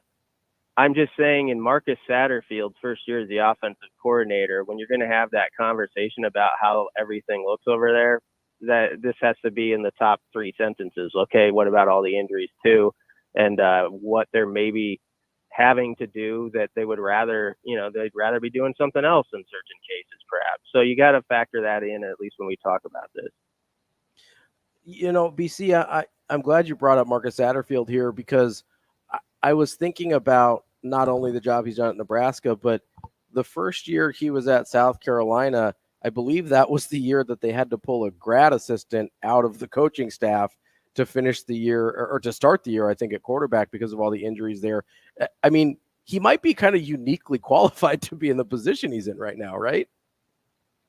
Yeah, I would say so. I think he mentioned that once. He's sort of been through it all with injuries and stuff like that. And the one thing I'll say about him is I haven't really heard him lead with that in any talks with the media, like, yeah, but what about if, we had Ramir, we'd be doing this and all that. You can't look at it that way. You got to look at the guys in your room who are up, and it's the old Hoosiers line, my team's on the floor, these are my guys. We're going to go out there with what we have. We're going to find ways to best accentuate what they can do. And, can it be, here's the big question of the second half of the season. Can they make it a blessing in disguise at certain spots, like wide receiver? Mm-hmm. Like, this isn't an ideal spot, but it is what it is. And now you've got games against teams. You can win these games, and you've got young players with talent enough to make a play against a Northwestern or a Purdue. It's within them to do that. You've got to make them believe they can do that. And if they can, we could look back at, where if Nebraska is getting ready for a bowl game and they get to 6 wins and these young guys have contributed to that, and say, okay, they've now got some stepping stones that they've taken toward next year. We're going to feel a little bit better about this group than we did. So Matt Rule has always been bullish on his receivers in particular and what they're going to be. And now I think we're just to that moment where 1 or 2 of them at least kind of need to start, they need to be it a little bit here in the next 6 weeks at times. It's not going to be all the time, but at times it has to pop up and you're like, oh, that's going to be nice. Brian, do you think it's okay if Nebraska doesn't find their quote-unquote offensive identity this season, given all the circumstances? That's a good question. I think what they would say is that they know what they want to be. And Rule had a pretty good quote about this where just because you're not executing it necessarily, or it's not at the highest level, and I'm paraphrasing, but that doesn't mean you don't know what you want to be. There are I've watched Husker teams where you feel like there's no template in place here, right? I mean, I don't know what exactly their staples are or what they want to be a year or 2 down the road. When I watch this offense, I don't think it's easy on the eyes, but I do think I know what they're going toward. Like, I can see the type of team they want to be. Now, the component, though, that I'd love to see pop up, and this is where those young receivers come into play, is before the season, Rule would talk about being a grounded, pounded team, but also, taking those long shots and having that in your arsenal. And I think it was last week on this very show where I was thinking about it. I mean, have we seen that pass completion where a guy catches it, where the ball travels in the air like 35, 40 yards, you know what I mean? And it's caught, and it's that type of play. I'm not looking for that all the time. I'm looking for one or two of those that pop into a game that change the direction, and it's just a huge play that kind of dings the other side. So that's the part with the, kind of grind it out, body blows organization that Rule wants with the run game that I'd love to see surface a little bit here in the second half of the season. And then if you see that a bit, I think you can kind of piece together, this is what they want it to look like just at a higher level as they go forward. So the season might be, hey, let's figure out what will work this game for this team with what they have. Yeah, I mean, I think you have to do that, with any team, really. What does it take to get the job done, to get a win on that given Might week? not be pretty. Not that you're, yeah, and that's why I think you've heard Rule say things like, publicly, no less, like, defense, I want you to know this is a defensive-oriented football team. We don't always hear head coaches say that, right? Where they just put one phase of the game out there sort of in front, like you're the heart of this thing. We're playing around you. And so, I mean, you hear a quote like that, you do realize, with the offense, it's not that they don't want to score every possession, but there's also an understanding, play within the parts of your team and what we have at this moment. And that, that includes if it's third down and 6 yards at your own 45-yard line and the play's not there, for goodness sake, just throw that ball away, do what you got to do. We're going to trust the defense to make them go 85, 90 yards. And especially in these next few weeks, that's going to be critical, because I really do believe if the offense can play solid, and you said, or yesterday Rule was like, what we got to just fix up, we got to clean some things up, got to take these turnovers out of the equation. If they can do that against Northwestern and Purdue, they've got a good enough defense to be 5-3 at the end of this, at the end of October. So, you are playing around what you have a little bit. I think that's always kind of the way it is. But along with that, hopefully a young guy or two does something here in October and November that kind of makes you sit up and you're like, okay, there it is. I mean, that's what it can look like as we go forward, and they get another off season of work behind the scenes here. BC, I wanted to ask you about something that Rule said after the Illinois game, and we just hadn't had a chance to really talk to you about it yet. With the procedural penalties and kind of the way that Rule addressed those with the kind of mimicking of the snap of the defense and things like that, I guess, how did you process that between understanding what he was talking about and trying to defend his guys versus also, I was kind of in the mindset of, hey, like at some point you just have to stop jumping off or jumping false starts or whatever. Yeah. I guess, how did you process that sort of dynamic there of trying to protect his guys, but also, kind of trying to take accountability? Right. I think both can be okay. Like, publicly, you're standing up for your guys, and also alerting a fan base where that's going to be the talking point all week of it. This was part of that. He did say within there's a time where maybe it's happened 2 or 3 times where you got to say, hey, this is what they're doing on 3rd and 3 or whatever, before the snap. You stop jumping. It's going to keep happening, and just you got to stand tall there. So I understood what he was doing, but I agree with you, Ravi. It's one of those deals behind the scenes where you got to be accountable to it, and you got to know that teams are going to keep messing with you if they can get away with it. If there is something going on there, they're going to try to do whatever it takes to make you jump again. And so you've got to get your guys disciplined to, even if you feel like someone is sort of outside the boundaries of etiquette for the game or whatever, it's still, if it's happening, respond to it in the way that it's not always 3rd and 15. So either way, it goes down in the stat sheet as it did, and it was was a painful second half. So you got to learn a lot of lessons from that, because that was a game where the defense balled out and they bailed out their offense, because that was, I mean, I was sitting there with 5 minutes left thinking this game should have been over 3 times by now. And we're still waiting to see if Nebraska can make one final stand to sort of put it away. So as good as it was to go on the road and win a game some people didn't expect you to win, or you were a slight underdog, you got to take all those things and make them growing points here as you go into the second half of the season, because that won't be enough in some other games. Was there any part of you that was, I guess, happy to see, I don't know if happy is the right word, but sort of, yeah, we'll just stick with happy, to see Nebraska sort of shoot itself in the foot several times and still come out with a win? Because there was a part of me that was excited by that they didn't like self-destruct totally.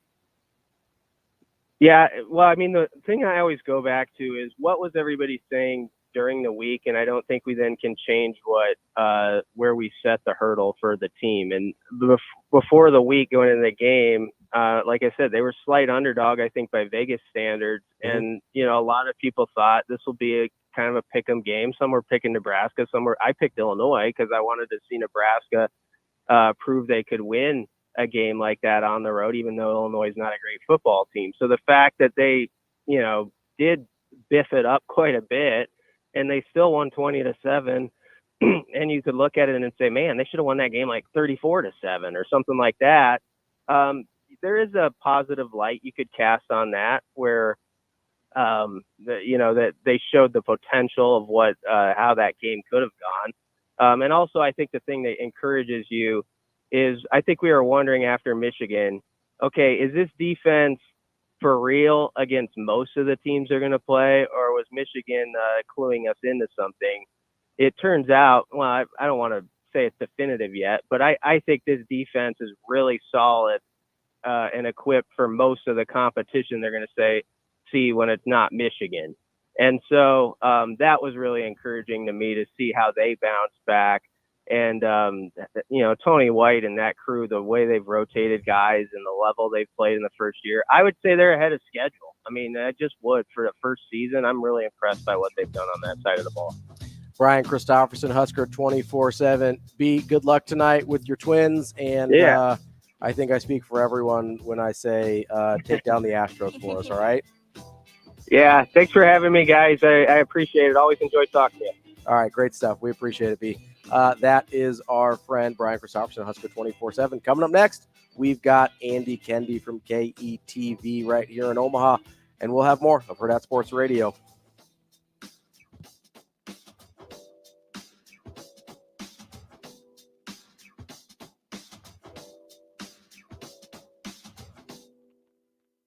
We will be back.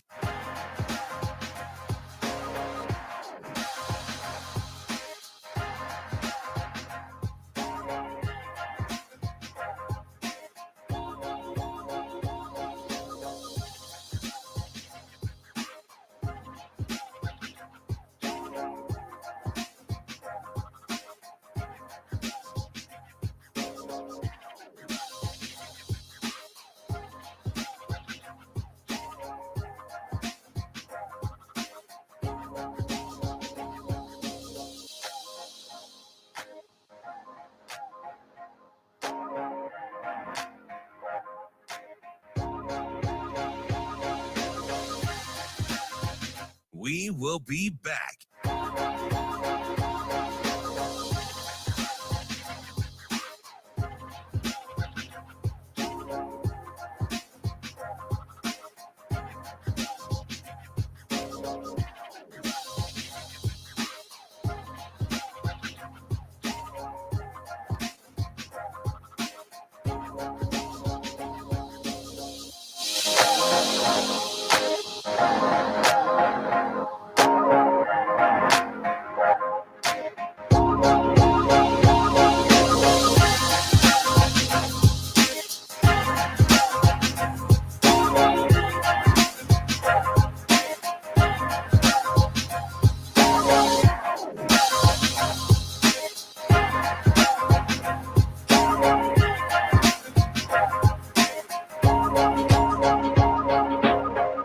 We will be back.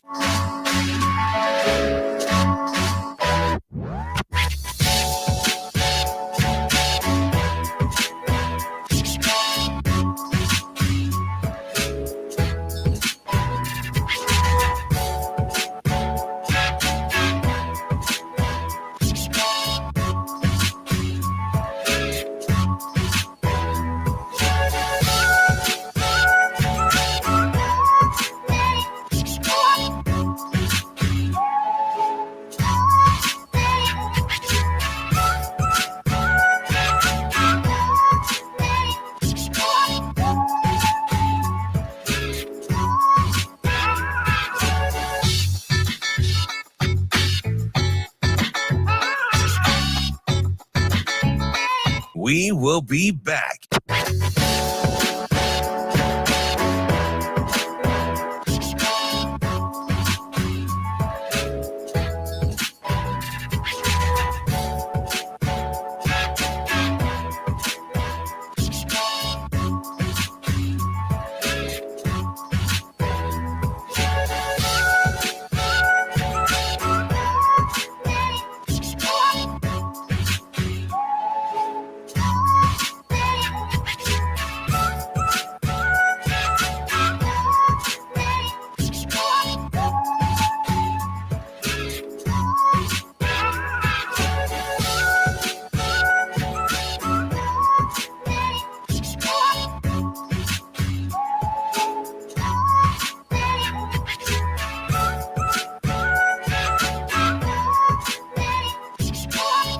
We will be back.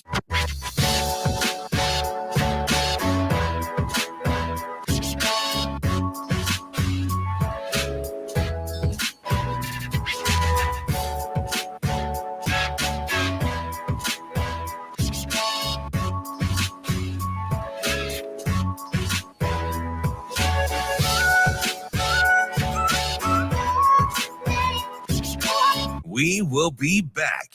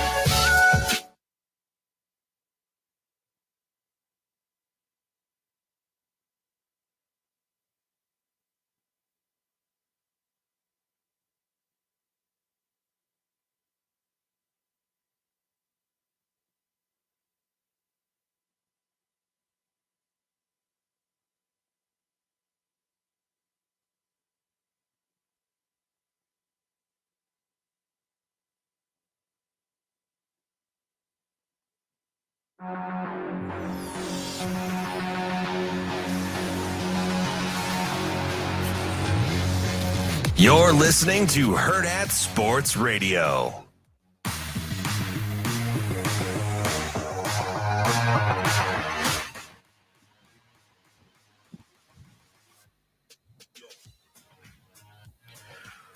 Welcome back to Hurrdat Sports Radio here on AM 590 ESPN Omaha and ESPN Tri-Cities. I'm Ravi Lulla.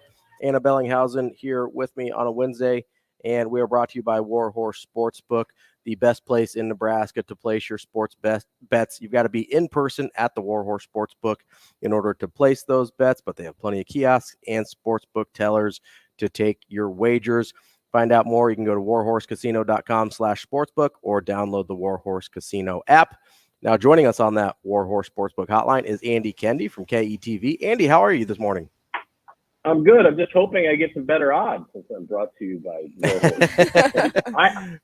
I've never been. I have not been there yet. Maybe this is the weekend, but this would be a good weekend to go. No Husker games, so. I was going to say, you got the bye week. You've got some time to explore. You know, some people go to the apple orchard. They go to the pumpkin patch.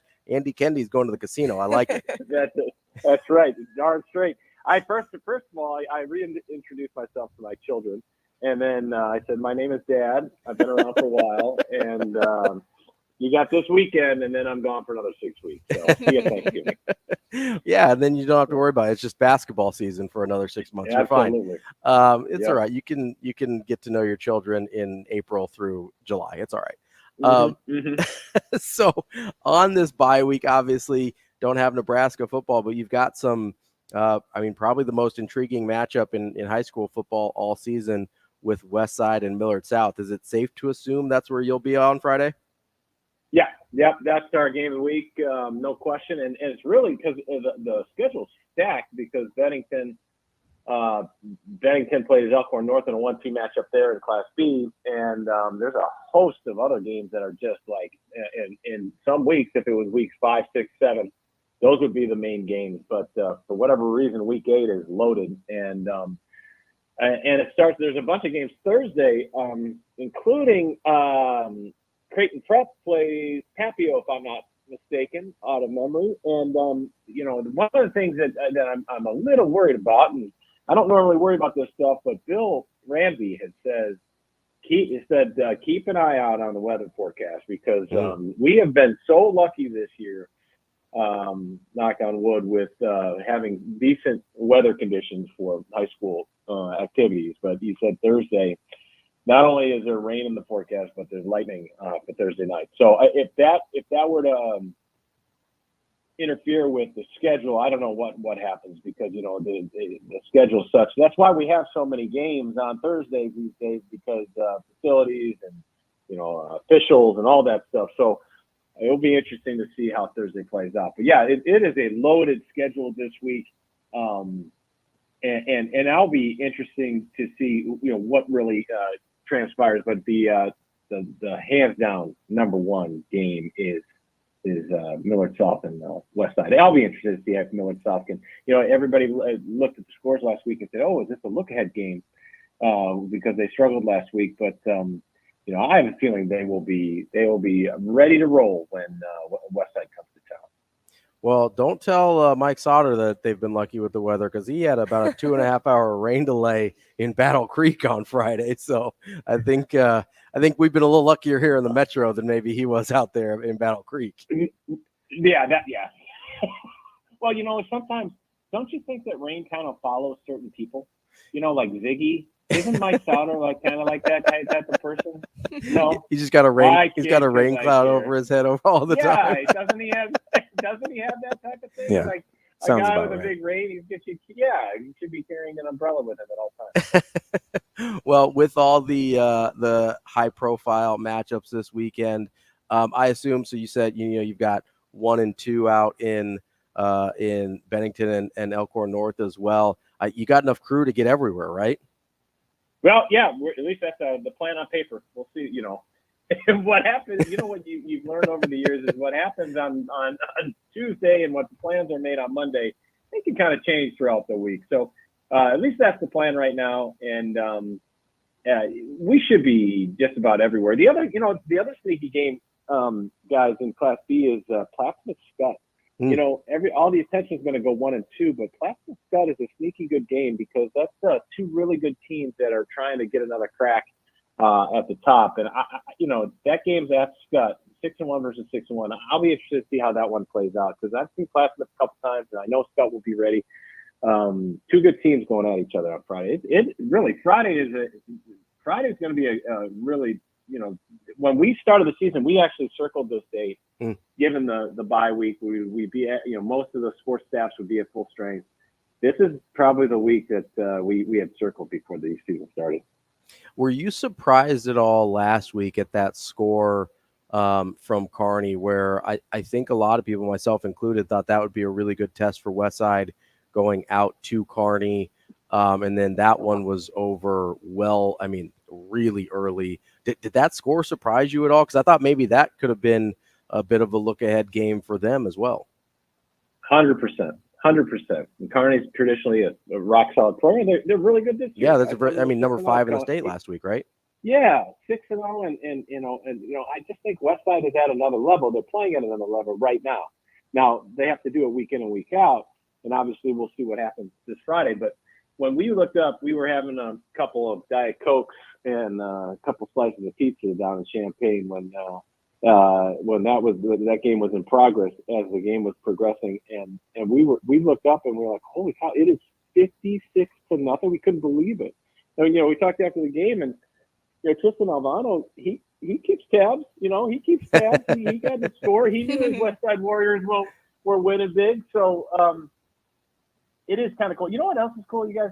How many local guys, in-state guys, had a hand in that win on Friday for the Huskers? I thought that was cool. Heinrich Harburg and Ty Hahn from Johnson Brock, and the West Side kids with Grant Taggy recovering that fumble, Tristan Albano with the kick. The list goes on and on. I'm forgetting a whole bunch of people, but the Bullocks, obviously the Bullocks, of course. And it's just cool to see guys that truly care about not to say that other guys from out of state don't care as much, but there's just a different, it's tough to explain, but there's just a different level with guys from Nebraska, don't you think? I mean, guys that talk about guys who are all in, talking about guys who are buried on the depth chart and just fight their asses off to see if they can get playing time someday, because that's been their dream since they were a little kid. And to see those players kind of get their moment, and this is their moment. We got 6 weeks left, and they're going to rely heavily on guys that are from state. And sure, you need to go out and you got to go outside the footprint and get guys in recruiting, but the backbone of your program has been and should always be kids from Nebraska, because you've seen it. They just care. I mean, it has to be, right? And you think about guys that need to step up in Malachi Coleman, Jalen Lloyd, and they have a really unique opportunity in getting to put themselves on the map and not only represent the end, but also fill a void for the Huskers that they so desperately need in that wide receiver room. Andy, I want to touch a little bit more on the West Side Millard South game. So obviously, I think it'll be the biggest test for West Side this entire season. Millard South, West Side, both 7-0. Going off that Warhorse vein, if there was a spread for this game, what do you think it would be? I need to know, Andy. That's a great question. You know what? I dabble in the odds making. We kind of have fun with this every once in a while. That's a great question. I would, the odds makers, because it's not about who you think will win. It's what's going to give you the most activity, right? Mm-hmm. So I'm guessing. I think if I was making a spread, you'd probably want to make it like Michigan-esque when Michigan-esque is playing. Michigan is getting some huge lines just to kind of like, are you really back behind Michigan? Let's see what happens. I would think you would put West Side. I would say West Side by, I think it'd be 3 touchdowns, don't you think? Really? Ooh, okay. I had -14 in my head. I was thinking like I was going like 16.5, like just over 2, in between that 2 and 3 touchdowns. Maybe there's 17. Maybe I'll go 17. Okay. 17. I think, people are going to be, Millard South is going to take this as a sign of disrespect. But guys, let's be honest. I mean, West Side has outscored their last 3 opponents, quick math, 160 to nothing. Okay? 160 to nothing. That's tough to argue with. They have 4 shutouts on the year. They have 6 games that they've held their opponents to a shutout or 1 score. They're the most points they've been up to 12, and that's the Bellevue West. So, I don't know why, I think 17, I think that's a legit line. All right. Don't sleep on Millard South, though. They got a killer defense. Oh, no. I'm not. No, just the public in general, not you, Andy. Yeah, absolutely. I think Millard South has a chance. Anything can happen on Friday night, you guys know. Andy Kendeigh, KETV. We appreciate it, AK. Thanks. We've got more for Hurrdat Sports Radio coming up next.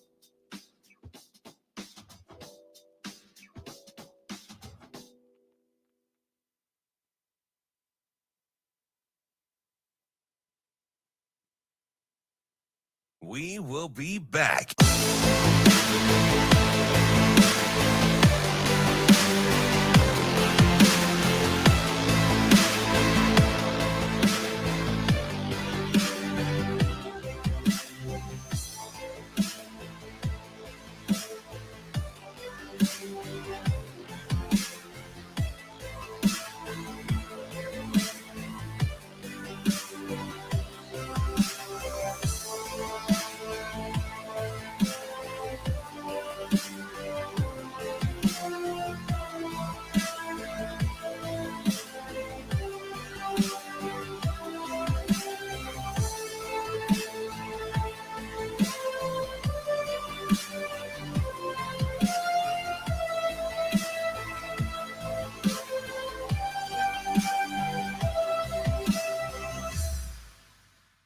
We will be back.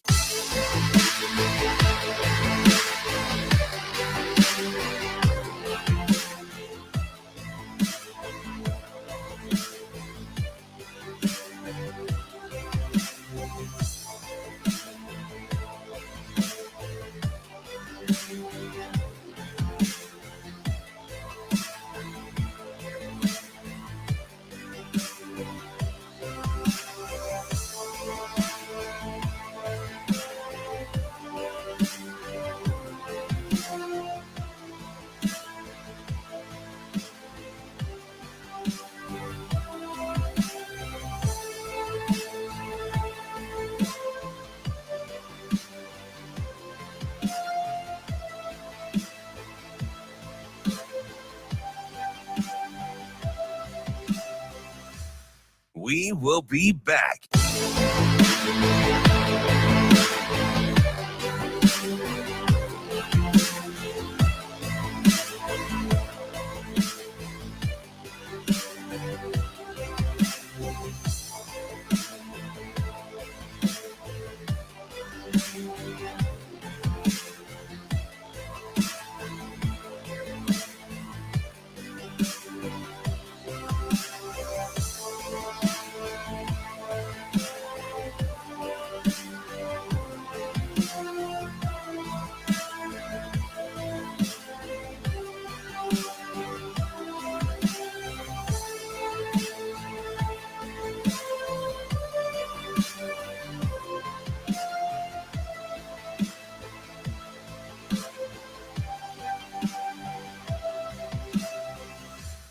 We will be back.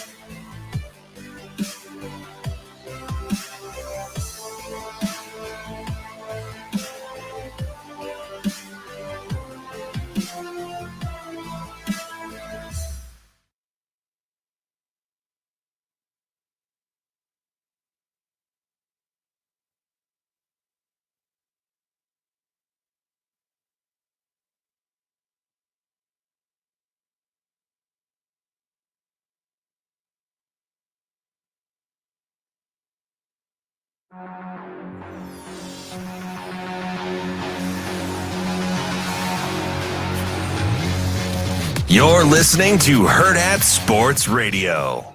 At the same time, Josh Fleeks is ready to play. Emmett put the ball on the ground, which was just disappointing on the exchange. So there's obviously a cultural, and that's why I speak things in here sometimes when I want the locker room to hear it. Like you can't blame all the coaches. Like blame me, that's fine. But like at some point the players have to start saying it. And our players get that. That was what was great yesterday. I talked to our team and said, they wanted to play with a swagger. They wanted to play with energy. They wanted to be, coach, take the leash off us. I'm a little more old school. I said, okay, take the leash off you. Can't have 11 penalties though. Can't have the ball inside the 5 twice. And so I said, hey guys, how do we make this where we can play with a certain energy where we don't have these penalties? And Newsom said, well, we have to do it. And I was like, exactly.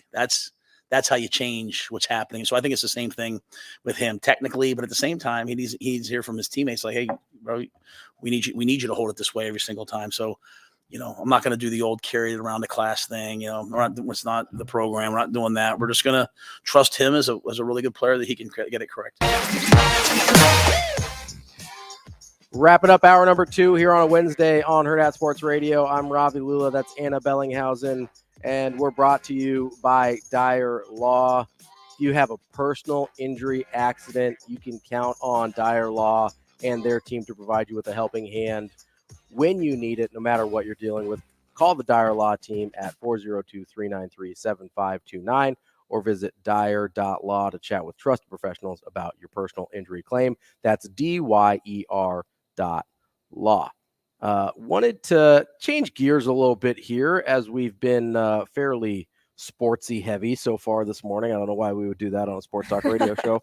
But, we're kind of getting to that time of year. It's a little bit of a a chill in the air. I came in here this morning. I was like, am I the only one freezing in turn here? on the heat. Yeah, I had to kick the heat on a little bit. Shane's an animal.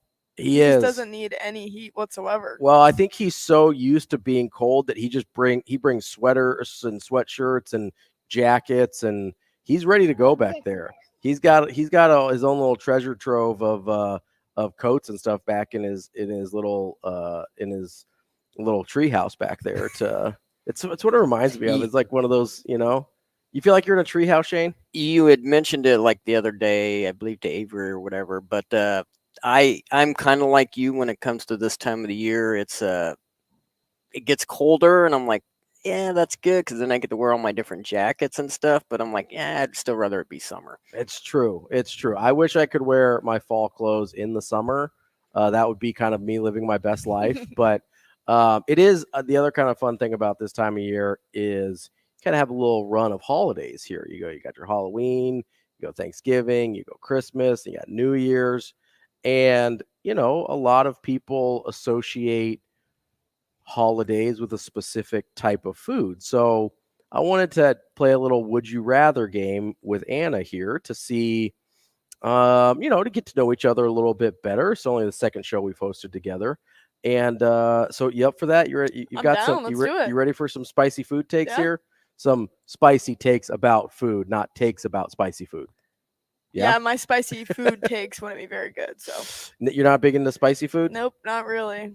You're not one of those people that you think black pepper is spicy, right? No. Okay, not quite but that bad. I won't get anything above a 3 if I'm getting Thai food or something like that. Okay, that's totally fair. Yeah. I usually, honestly, people look at me and they're like, "Oh, you're Indian, you like spicy food?" Not really. I'm very, I'm very bland when it comes to that. I like to taste the food and not just the heat. Yeah, I wouldn't want anything that would take away from the taste of the food. Exactly. See, I appreciate that. I don't enjoy that pain. No, yeah, I'm not there. I wouldn't do the hot one challenge. I wouldn't do that.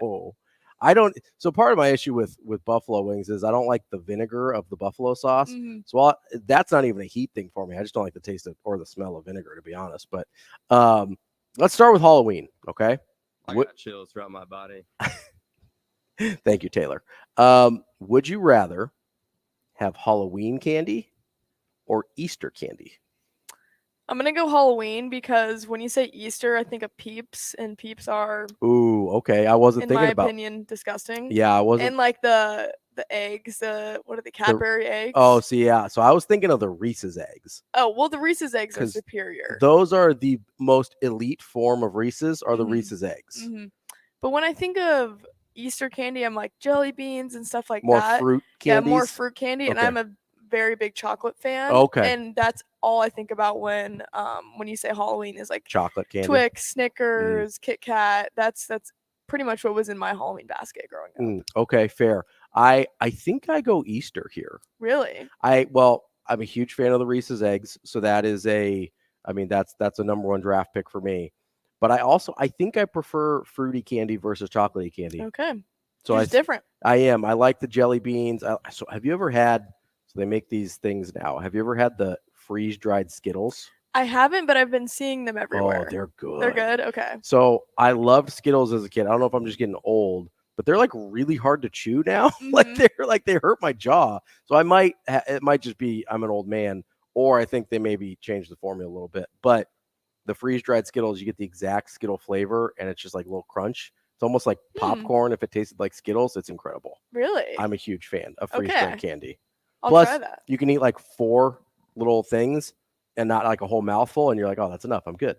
Okay. It's nice. I would highly recommend the freeze-dried candy. Question number 2. Can I say something about the candies? Yeah, absolutely, Shano. The biggest difference there, at least in my opinion, is what's that? Which makes Halloween better than Easter for candy is that because Halloween candy seems to be more like everyday type of candy, as in you can get that any day of the year compared to Easter candy, which is only like that time of the year.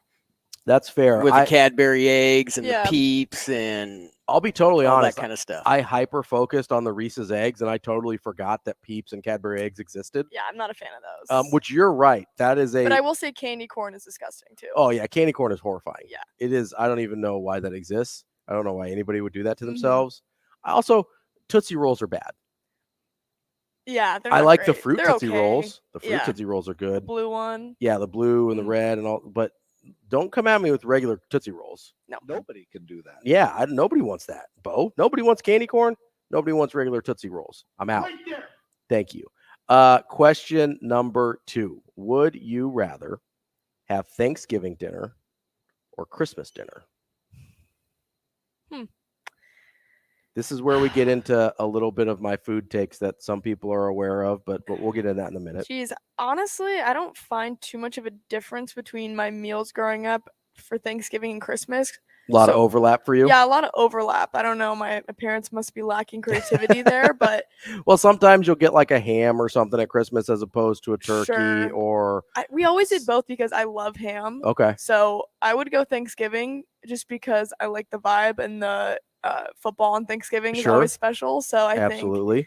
I would say Thanksgiving for the ambiance, and it's before Christmas. So That's true. get the It's meal sooner. first. It's sooner. I do appreciate that. I'm gonna go Christmas here. I somewhat famously do not really enjoy Thanksgiving food. I can see that. I don't love turkey. Mm-hmm. Mashed potatoes are pretty far down on my potato power Yep, rankings. we've talked about that. Talked about that last week. Sweet potato pie has changed the game for me a little bit. I do love sweet potato pie. Still love pumpkin pie as well.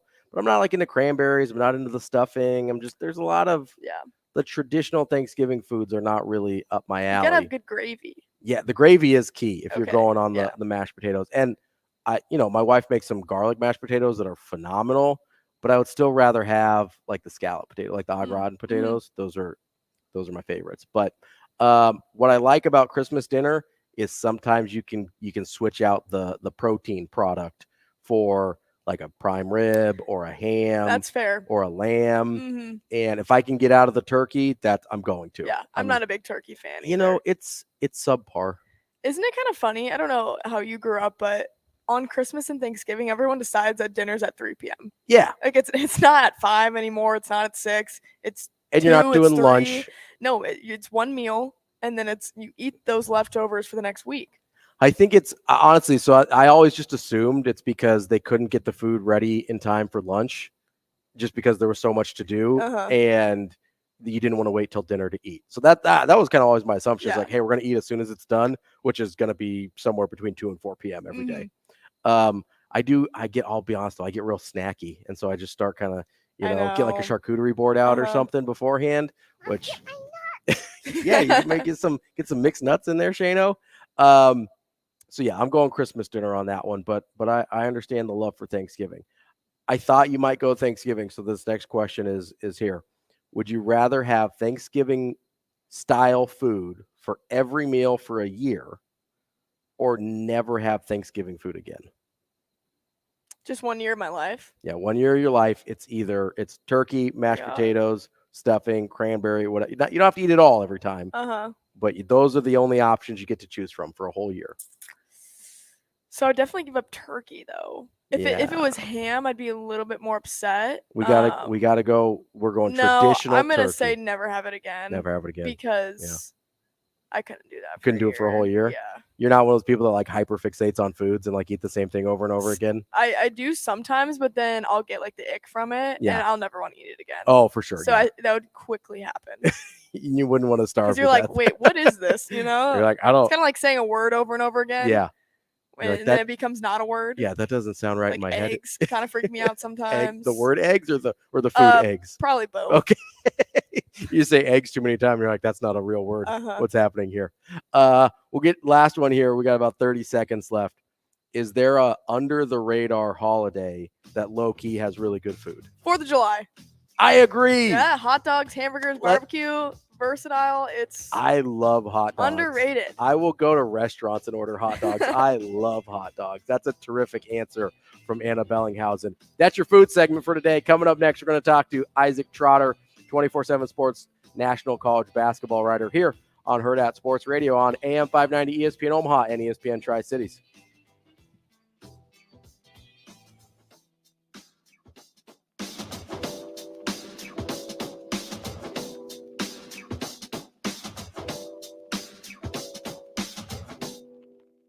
We will be back.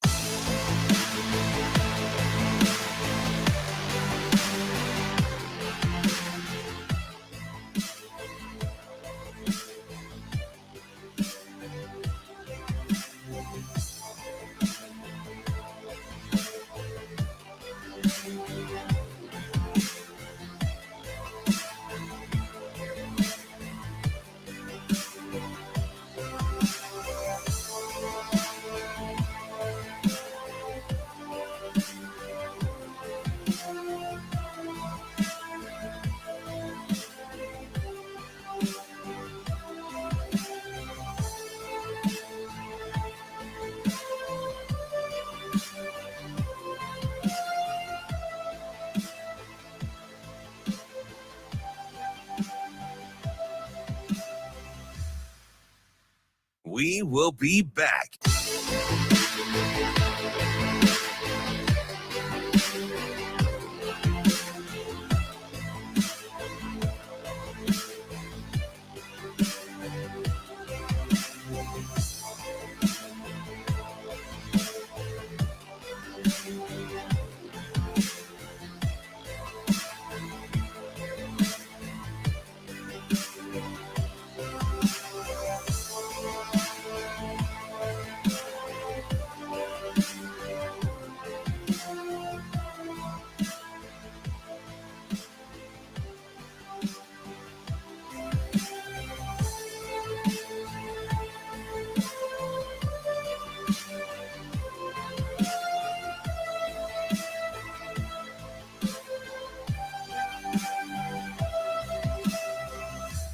We will be back.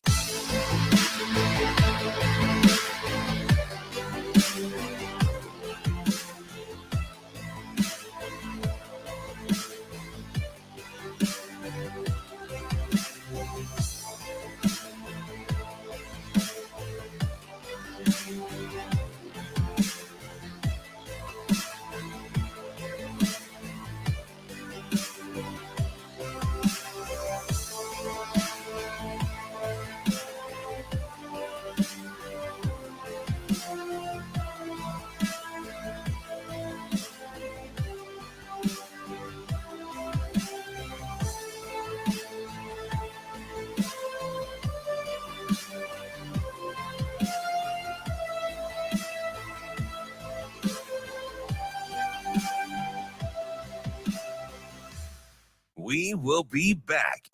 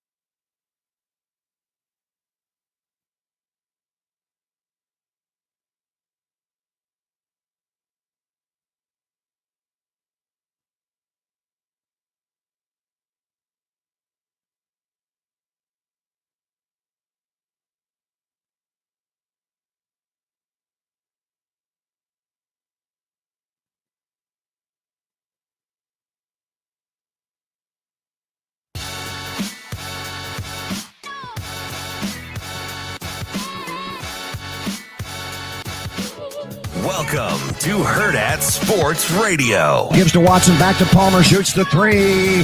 Bang! A ring! A ring! JPJ! And the Huskers are now up by 9. Here comes the double team. Edey passes out of it to Jenkins. 3 on the way for Davis.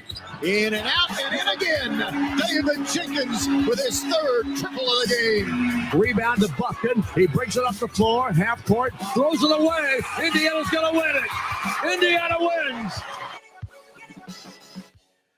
Kicking off hour number 3 here on Hurrdat Sports Radio. I'm Ravi Lulla. Anna Bellinghausen in here with me as well, as we are on AM 590 ESPN Omaha, ESPN Tri-Cities, as well as KFOR in Lincoln for our hour number 3. And we're brought to you by Dingman's Collision Center. Dingman's has been in business in Omaha for over 25 years, family-owned and operated, and voted first place best of Omaha for 18 years running. They've got the latest technology to work on all makes and models. And the best part is they give back with every car repaired. Go to dingmans.com to learn more. And we're hoping to learn more now from our friend Isaac Trotter, the national college basketball writer for 24/7 Sports. Isaac, how are you this morning? Good. Thanks for having me. Absolutely. So I know you were out at Big Ten Media Days yesterday, and you had some really interesting stuff on Twitter. You can follow along at Isaac_Trotter. What were some of the biggest takeaways that you had from just initial reactions on Big Ten Media Days? Yeah, I think from a Nebraska standpoint, I think Fred Hoiberg really likes his team. I think there's some real optimism here, and I think it's not, unfair. This is a really old team. That was a constant theme that kept coming up with when Hoiberg was meeting with the media, both on Big Ten Network and then also in the breakout session. The experience, the versatility of this team, those are the things he really likes. And I think that there was a real breakthrough toward the end of last year. And when you're able to go into the portal and flex your muscles a little bit and get really old veterans that know how to play basketball, like Green Fast, like Bryce Williams, Josiah Alick, like when you're able to get those type of pieces to build in with the solid core and foundation that you have, I think Fred Hoiberg feels really, really good about his group. And it's arguably, I don't think it's even close, honestly. It's the deepest team that Fred Hoiberg has had at Nebraska. And yesterday we released our Big Ten, preview, and we pulled a bunch of league insiders, and Nebraska came out 12th. And I'll be honest, I think it might end up looking a little bit dumb in a couple weeks because Nebraska has a roster here that's really, really old. We saw last year Penn State had the oldest roster in all the Big Ten. They were picked near the bottom of the league at the beginning of the season, and they finished in the NCAA tournament. And I think Nebraska kind of wants to follow that same, game plan, that same roster construction idea. Isaac, you mentioned they finished 12th in kind of your straw poll. They finished 12th in the Columbus Dispatch preseason poll as well. What in your mind is the ceiling in terms of Big Ten standings for a Nebraska team this year that obviously probably not as talented as the top of the league, but where do you see them fitting in kind of best case scenario? Yeah, I think that there's 5 teams I feel really, really good about in the Big Ten this year. I think Purdue is in a tier of its own, and then Michigan State, Maryland, Wisconsin, and Illinois have a lot of veterans back and a lot of high upside, I think, with those 4 teams too. So I think there's 5 teams you feel great about. And then you could convince me that Nebraska could finish as high as 6th or 7th. I think that would probably be the ceiling. And that'd be a really, really good year, kind of a breakthrough year. I think if you're looking from the conference standings perspective, if they can find a way to get to 10-10 in conference play, I think that's a win. Maybe 11-9 would be an outstanding year for Fred Hoiberg and crew. Because you look at the middle of the Big Ten, and, this is a league that has a lot of talent in the middle, but there's also a lot of questions. Ohio State has one of the youngest rosters in all of the Big Ten. They're very talented, but they're really young. Indiana has to replace Trace Jackson-Davis and Jalen Hood-Schifino, 2 NBA players who carried a huge load. Now, sure, they loaded up in the portal, but we've seen guys come out of the portal and teams that build heavily through the portal not necessarily pan out. So, everybody kind of expects Indiana to be good. I think there's a floor with Indiana that we're not talking a lot about. Rutgers and Northwestern and Iowa, all 3 of those teams are really good on one side of the basketball, but really bad on the other. So I think when you look at Nebraska, if they can just be solid offensively, I think there's defensive chops here to be decent. I think you're trying to see if you can be just solid enough or offensively where they can get into that 7th and 8th range. Now, what does that take to get there? I think you're looking at Bryce Williams needs to be probably one of the best wings in the Big Ten, and I think he can. The Charlotte transfer, one of my favorite transfers in the Big Ten this year. You need the point guard situation to get cleaned up a bit, and Jamarcus Lawrence is a guy that it feels like Fred Hoiberg and his staff have a lot of faith in. Jaron Coleman could potentially be in that mix as well.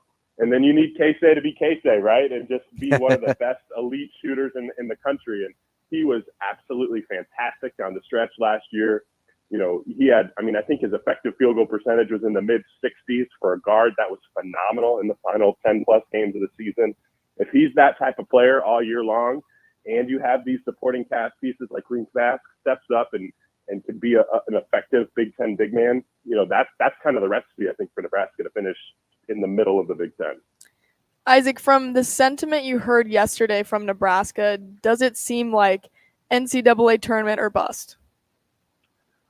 Boy, it's hard to say that it's NCAA tournament or bust, but that's kind of their expectation. That's kind of what it feels like. This is a program that hasn't made the NCAA tournament in a few years, and I think getting onto the bubble would be a really good step in the right direction. But I think it's not unrealistic for Fred Hoiberg to go into this season going, hey, like, making the NCAA tournament is our number one objective, and it's something that we can reach. Again, like I said, old teams win in college basketball, and Josiah Alick is a fifth-year senior. Jaron Coleman is a fifth-year senior. Rink Bask is a fourth-year senior. Juwan Gary, fourth-year senior. Bryce Williams, fourth-year senior. That's a lot of old, established guys that have been in the program and been in college basketball for a long time. And when you're 22, 23 years old and you're playing against some 18, 19-year-olds, that's a real advantage. So I don't think it's unrealistic that Nebraska could work its way onto the bubble. Can they make the NCAA tournament? They're going to have a lot of opportunities to rack up quad one victories in the Big Ten, because Purdue will be great. Michigan State will be great. I think the middle of the Big Ten is going to be good enough that Nebraska is going to have a lot of chances to get double-digit quad one wins. Isaac, one of those teams that you talked about feeling pretty good about in Wisconsin obviously has the Nebraska connection with Chucky Hepburn. He had some interesting things to say at media days yesterday as well. What were your takeaways from Chucky's time up there? Yeah, I think he feels a lot better about where the direction of this program is going. And one thing that I'm working on right now is, there are some, allegations that he was going to enter the transfer portal and all of those things and leave. And he really was like, it was funny. He was telling me, he was like, that reminded me of like NBA free agency, because I had no idea where that started. And I was just kind of laughing along with everybody else, like seeing what all these people's opinions were. And so I think he just feels a lot more grounded. And, it's third year in the program. I'm a huge fan of his game. And I think a lot of people looked at him as like the next Johnny Davis, who's going to have a breakout sophomore year.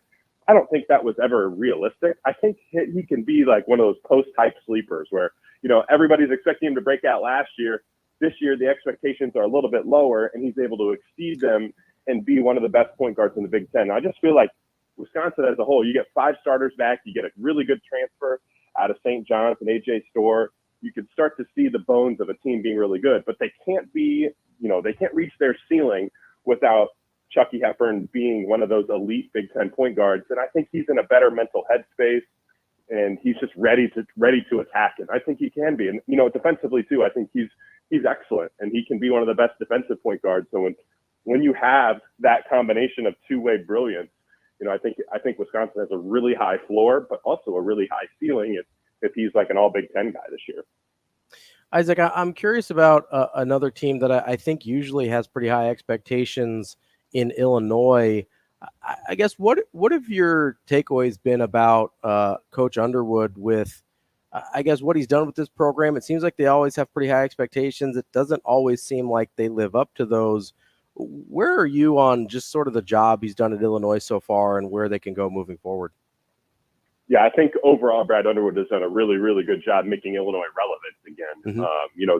There were some lean years in the 2010s, and now Illinois is starting to, they've made the NCAA tournament multiple years in a row. It would have been 4 years in a row if the NCAA tournament had been canceled due to COVID. Mm-hmm. And they have a roster that could do it again this year. And, they're really old.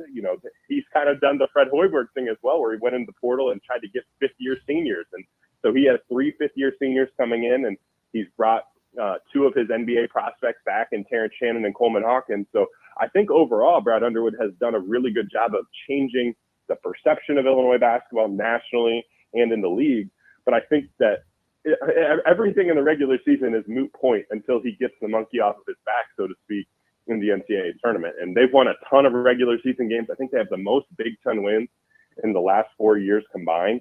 No one has more Big Ten wins than Brad Underwood, but everyone continues to talk about March, and it's understandable. And he's built a roster that has a lot of length and athleticism and defense. I think they could be the best defense in the Big Ten.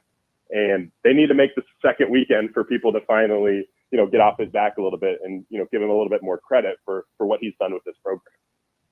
Isaac, I want to take this to a national scale, and speaking to the conference level, there's a lot of talk of which is the best basketball conference across the board. And as someone and myself who covers the Big East regularly, it's easy for me to say, that's the conference. But from your perspective in this upcoming season, who do you think could be that top dog between the Big 10, the Big 12, the Big East, ACC, SEC? Yeah, I mean, that's a great question. Honestly, I think the Big East, Big 12, and Big 10 have separated themselves as the three alphas in college basketball. I personally think the Big East top-end talent, nobody can match it. I mean, Marquette is phenomenal. Xavier was going to be really good until their front court players both went down with season-ending injuries. But, you still have Creighton, who's going to be awesome. UConn wins the national title last year. St. John's goes and gets Rick Pitino. They're going to be really, really good. Providence gets their best two players back. They'll be really good. So, they have three top 10 teams in the country right now, and then a bunch of others that could be really good. The Big 12 is absolutely loaded from, when you add Houston to a Kansas roster that's really, really good and number one in our preseason top 25. You get a perspective of adding, Texas is going to be good for the last year that they're in the league. So I feel like the Big East has more top end, high end talent. But I think the depth in the Big 10 and the Big 12 are slightly better. I think the worst teams in the Big 12 and the Big 10 are better than some of the worst teams in the Big East at this point. But it's a really nuanced conversation, because if we're judging overall talent by what your bad teams are, maybe it's not the Big East. But if we're judging it by how good your great teams are, it's the Big East. And I love that league, and I love watching them because the coaching and the playing, the style and the talent in that league is just off the charts. And I think we're due for a huge year in the Big East. For sure. We're talking with Isaac Trotter, the national college basketball writer for 24/7 Sports. Staying with the Big East for a second, and ironically talking about their bad teams. One of their bad teams in recent years has been Georgetown. Obviously, they get a huge upgrade in coaching with Ed Cooley. There's a part of me that's always wondered if Ed Cooley could elevate his recruiting at a place other than Providence. Not that he did a bad job getting guys to Providence, but obviously Georgetown has a different profile. What do you expect from him with, at least I think, access to better talent now that he's at Georgetown? No, that's a really, really good point. I think what Ed Cooley has done a great job of is he does not burn bridges on the recruiting trail. There have been a lot of examples in the past where Providence misses out on a really nice kid in the recruiting process. He picks somewhere else. Bryce Hopkins, right? He picks Kentucky, and that makes sense. But he doesn't burn that bridge. And when Bryce Hopkins went into the portal, Ed Cooley was the place he should have gone. And Bryce Hopkins told literally everybody, he's like, I should have gone there in the first place because Ed Cooley's my guy. Well, he's doing it again now at Georgetown. Jay Epps was a player that he absolutely loved, and Epps ended up picking Illinois, but Cooley didn't burn that bridge. And when Epps entered the transfer portal after a really good freshman year, Georgetown was the place right from the get-go that he was going. So I think that Cooley's done a really, really good job of recruiting guys. People love him. Recruits just absolutely love him. But I think there's a little bit of a bad taste in their mouths when you kind of look at the history of Georgetown. And I think that there's a chance now where he can change that. I don't know how good they'll be this year, not because their roster is horrible, but just because how good some of the other teams in the Big East that they'll have to play. So I think they're going to take their lumps this year. But I don't think it's a situation where Georgetown's going to be bad for a long time, because Ed Cooley's one of the best roster constructors in all of college basketball. And I expect him to be very, very relevant with some of the top, recruits in the country moving forward at a place like Georgetown, because that place wants to win and they want to win big. And I think he's going to have real resources at his disposal. Isaac, we've been talking about the Big East for several minutes now, and we have yet to mention who was the flagship program of the Big East very recently in Villanova. What are you expecting from Kyle Neptune and the way he's kind of put that roster together in year two? Do you expect a leap from him in that second year running the program? I definitely do. I should have included them in that top dogs conversation with the Big East, because they're right there with some of the other elite teams. I think we had them right outside the top 10 nationally. They've gone into the portal and crushed it. Hakeem Hart out of Maryland is awesome. Tyler Burton out of Richmond is really good. I think Villanova has the best wings in all of the country. When you throw in Justin Moore and then TJ Bamba out of Washington State, like that 4-wing group right there is excellent. And there's a lot on Kyle Neptune to prove that he can get the most out of his roster. I don't think he did last year. That was a really talented team. Injuries to Justin Moore and to, I'm blanking on their first round pick, Cam Whitmore, who I absolutely love. Yeah, right. Like injuries to those two guys really kind of impacted their team. But I think also like they didn't necessarily get a ton, they didn't get the best out of that roster. And this year there's no excuses because this team is loaded with really, really talented guys. And I think if they don't finish in the top 4 in the Big East, that's a problem for Kyle Neptune because this roster is one of the 4 best in the league, in my opinion. Well, I'll have to bring up Creighton now, of course, Ravi. Isaac, as someone who looks at this Big East, and there's incredible depth within this conference as well, and there is some drop-off with the bottom half of the league, but you look at the competition that they're facing day in and day out in conference.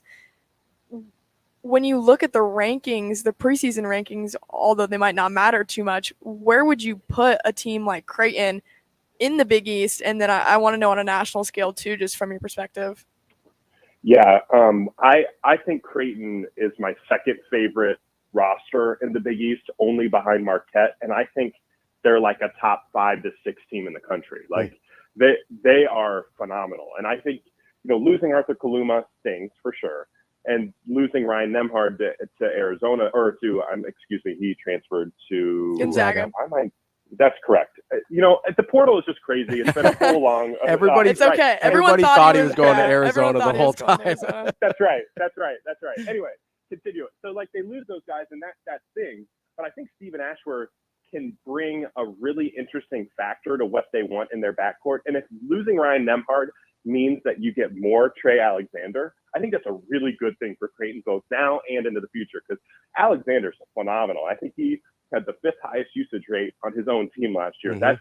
That just can't happen. He has got to be one of the most featured players. I think he could be an All-American this year.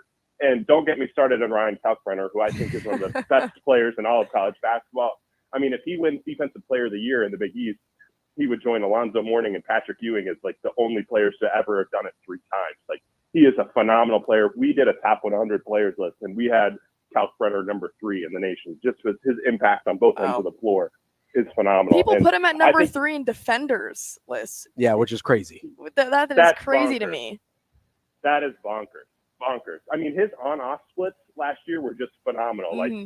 Like Creighton's defense was just insanely good with him on the floor and looked way different with him off the floor. So yeah. I just think like when you add like Ashworth and Alexander and Shireman together, Baylor Shireman, you'll be hard pressed to find a better 3-man shooting group in the country. Like they are like bombs away. Could they hit 253s combined this year? Like, I don't think that's crazy. Like, and just that spacing that provides for what their offense is. Like, they have some depth questions, but I like Isaac Trout, the transfer out of Virginia. I think he's going to be a really nice piece for them. If Mason Miller takes a step forward, Fred King is a guy that is one of the best backups in the country. Jonathan Lawson has a ton of length and athleticism.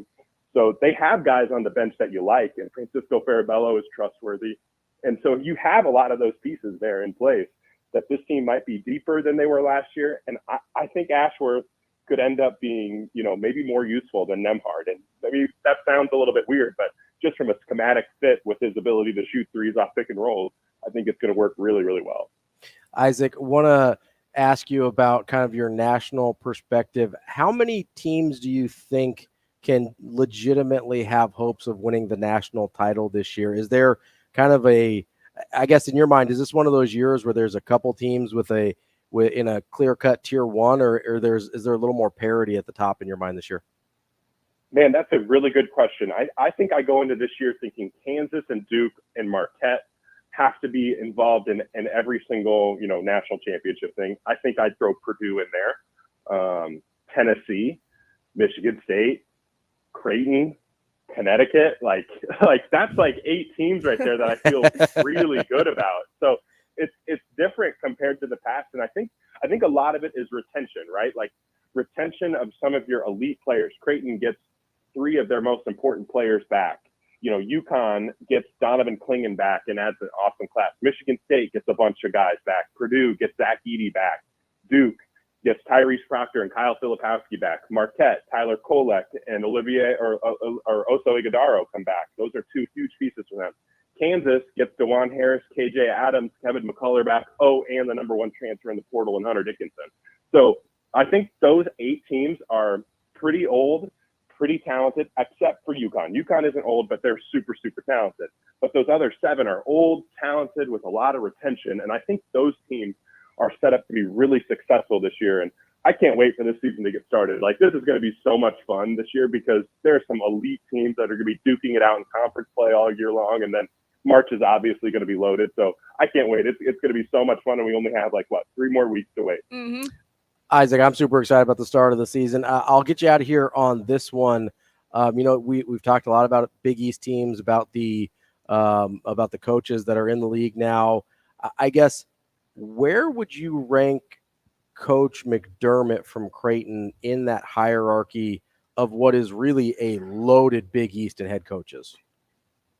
Man, that's a loaded question. I think don't want to get you in trouble here, but I mean, offensively, if you're just going straight pure offensive coach, he's number one, right? I think so. I don't think that's crazy to say that he's the best offensive coach in the conference.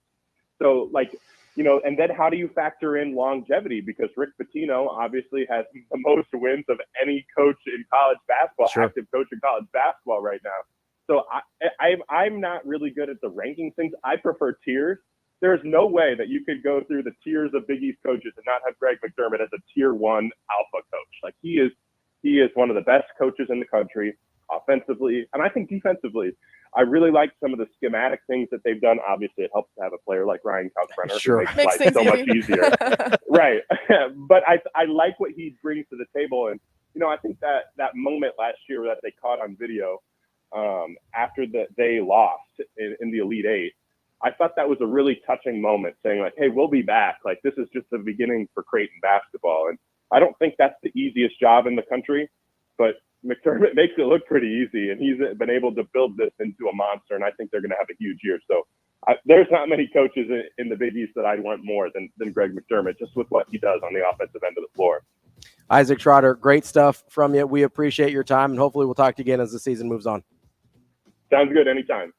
That's our friend Isaac Trotter from 24/7 Sports, national college basketball writer. Man, ton of great stuff there. We covered a lot of ground from Big Ten Media Days to the Big East and kind of everything in between. Really appreciate Isaac's time there. All right, coming up next, we will have more of Hurrdat Sports Radio here on AM 590, ESPN Omaha, ESPN Tri-Cities, and KFOR in Lincoln.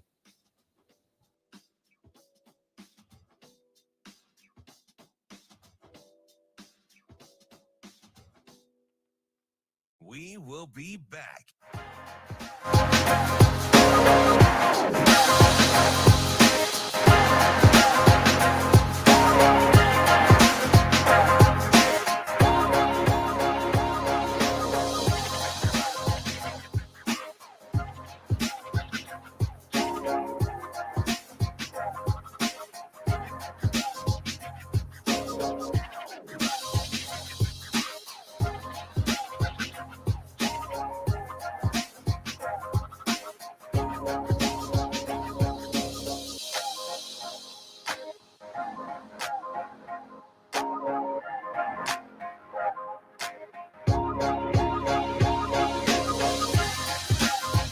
We will be back.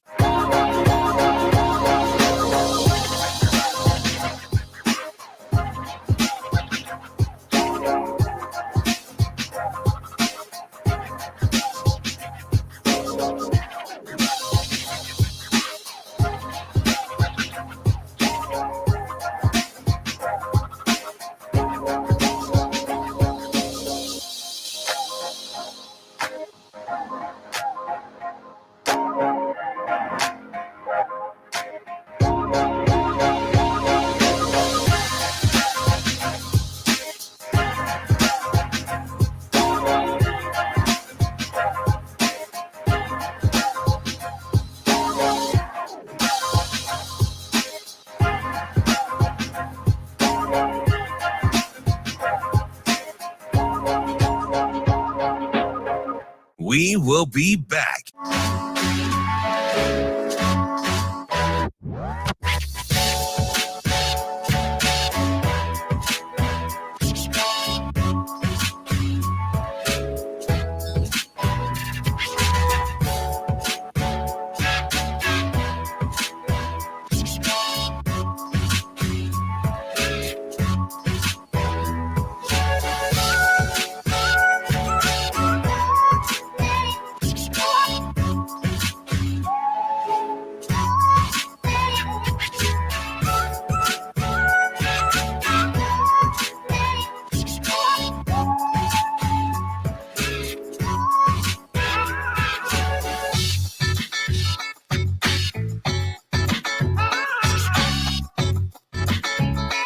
We will be back.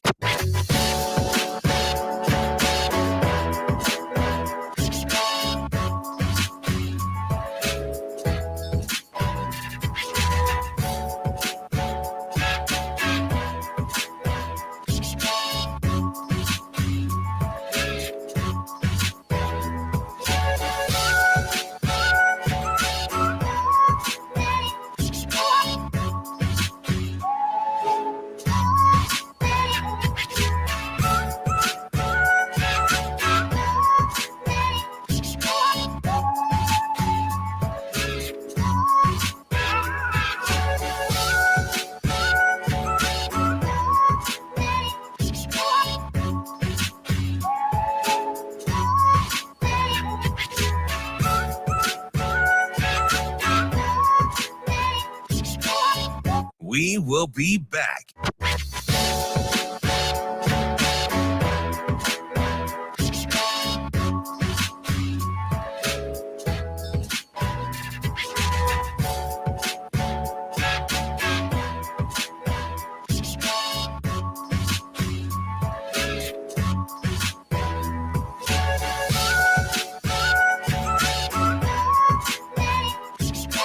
We will be back.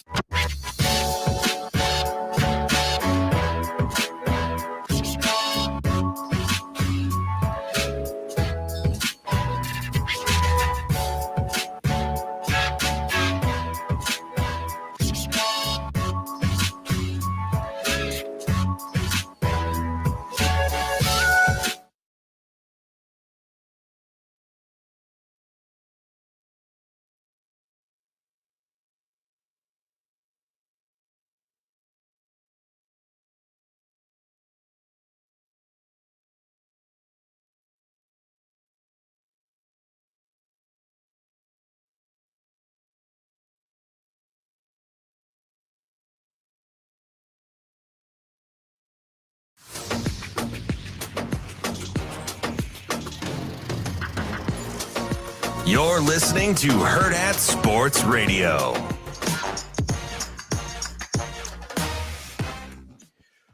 Welcome back to Hurrdat Sports Radio. I'm Ravi Lulla. Anna Bellinghausen joining me here today on it's Wednesday, right? Still Wednesday? It's Wednesday. Okay.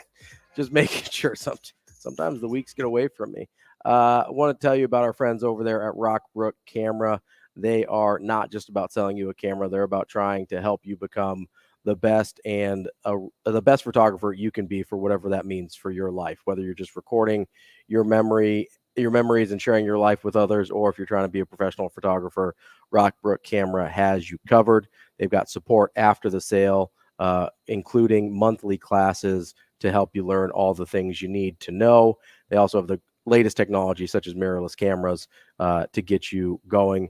You can trade in your old gear to upgrade, or if you're just trying to rent something for a special occasion or to try something out, they've got an extensive rental department as well.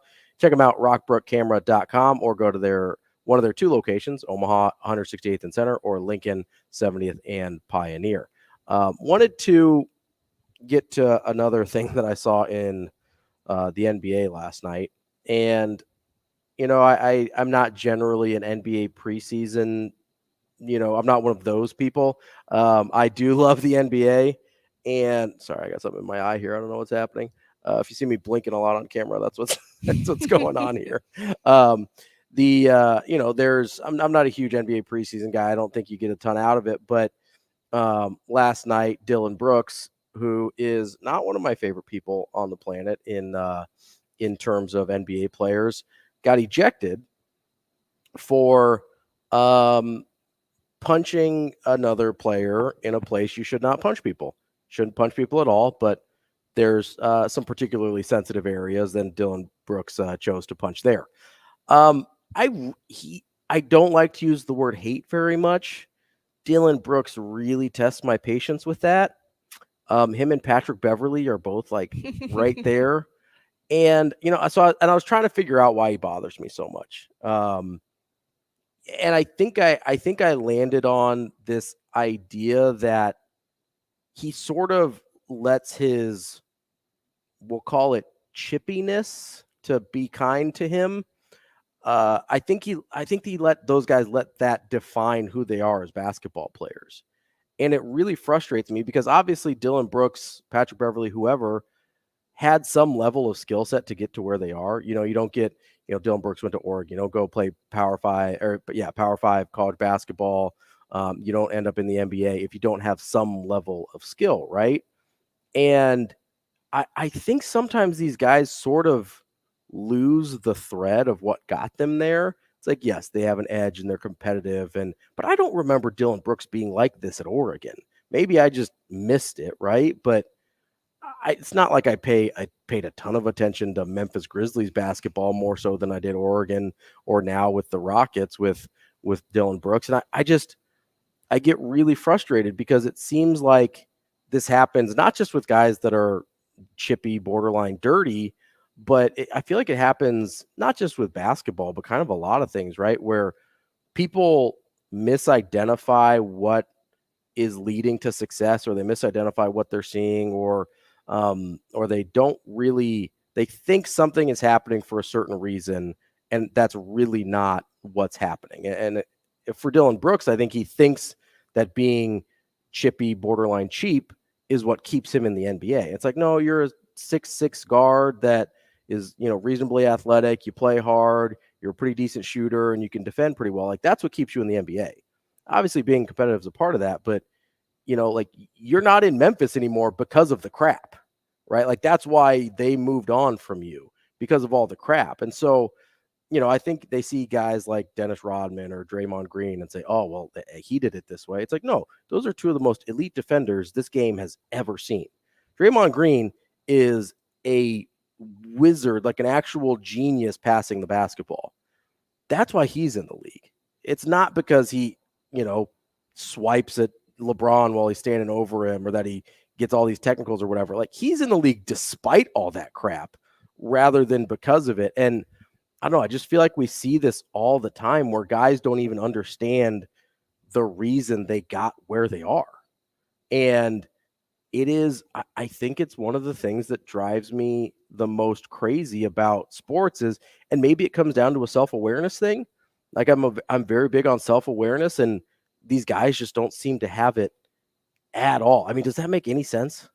No, I understand where you're coming from. And I mean, there's other examples that come to mind. I know we talked before the show about Barry Bonds. And while that's a different reason with the steroids, you can't deny that he was an amazing athlete, right? Sure. And plate discipline and everything like that, and the power. And people just see him and they go, oh, steroids. Right. Right. And there's different lenses to look at it. I mean, examples that come to mind of that, chippy behavior, that attitude that fans sometimes don't enjoy, at least opposing fans don't enjoy. Sure, I mean, Christian Laettner, Grayson Allen, two big examples in college basketball that just had that attitude that, I mean, in the Christian Laettner era, I mean, tell me if I'm wrong, but he was kind of one of the first people to really be more outspoken in that college basketball realm and really show his emotions on the court and be that kind of chippy attitude player and do dirty things once in a while on the court that, got him in some bad light. But I don't think that denies the fact that he's a great ball player, still had not the most amazing, but a good NBA career. Long NBA career. Had a long NBA career. I mean, Grayson Allen still going, just got traded. And I mean, in football, Johnny Manziel comes to mind too, right? Like a guy that was painted in a bad light, probably for some good reason. Obviously, if you watch a documentary, there is some mental health reasons there and issues there but you couldn't deny that Johnny Manziel was a phenomenal athlete. Yeah, had talent. He had talent, right? Whether or not he chose to use that's up to him.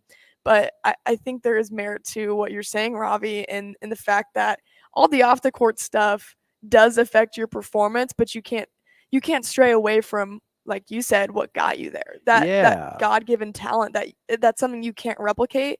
But I think it gets clouded in how athletes portray themselves, whether they're speaking out on a press conference or they're tweeting something or they shouldn't be tweeting. Every after athlete has game. a podcast now, right? Right, and stuff like that. It's just, you should express yourself and you should use your platform, but I think you also have to understand that it does affect the way your teammates view you, maybe if fans view you. But if you stay true to your values and how you play, I think that's fine. And maybe sometimes the media does paint people in bad lights that don't deserve it. So I think there's give and take there. Dylan Brooks definitely deserves it, by the way. But he did something outwardly, right? Yeah, you can't spin that one way or the other. Yeah, and he's got a history of it, right? But Johnny Manziel's an interesting one that I hadn't thought of, because he probably thought the reason he was successful was like his swagger and his confidence, and obviously that bled into all areas of his life, right?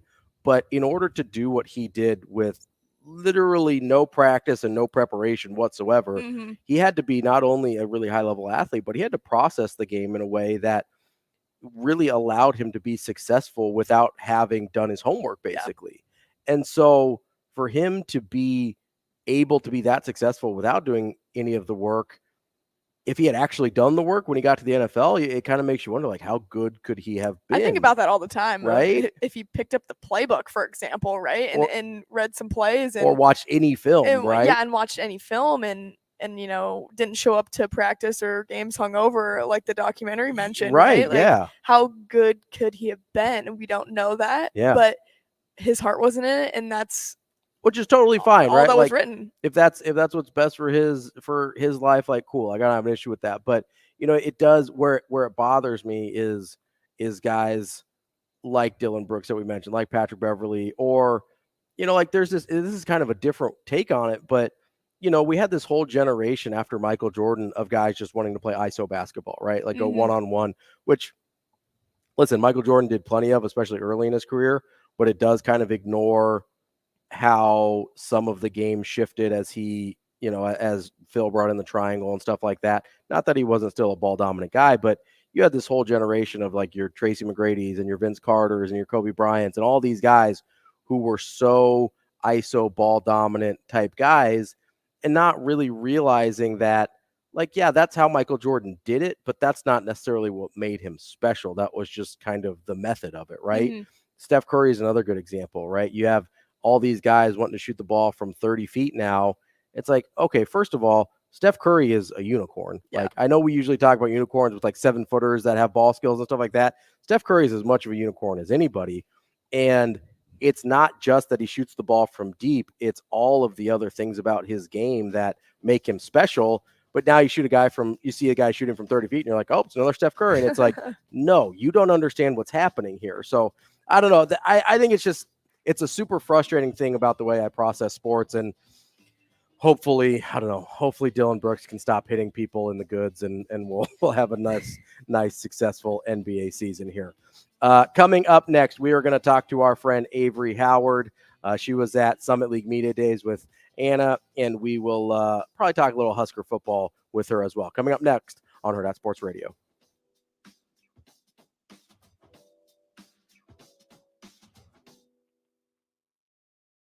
We will be back.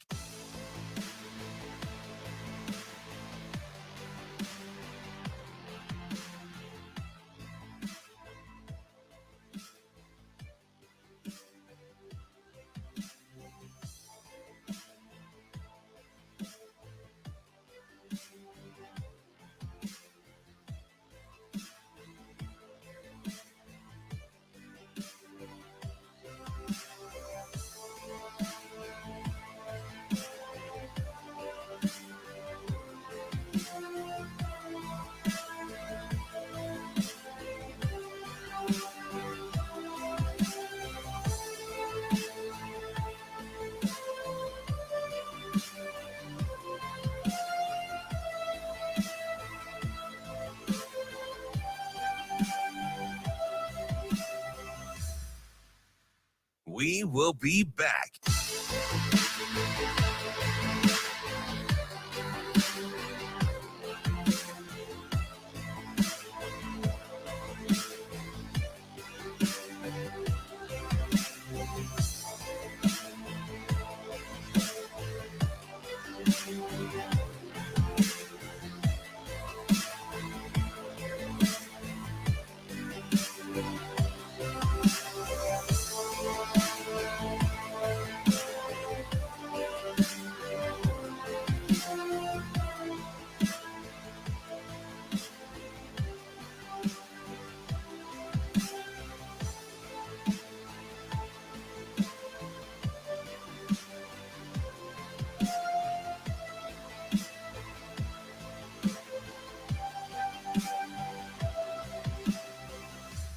We will be back.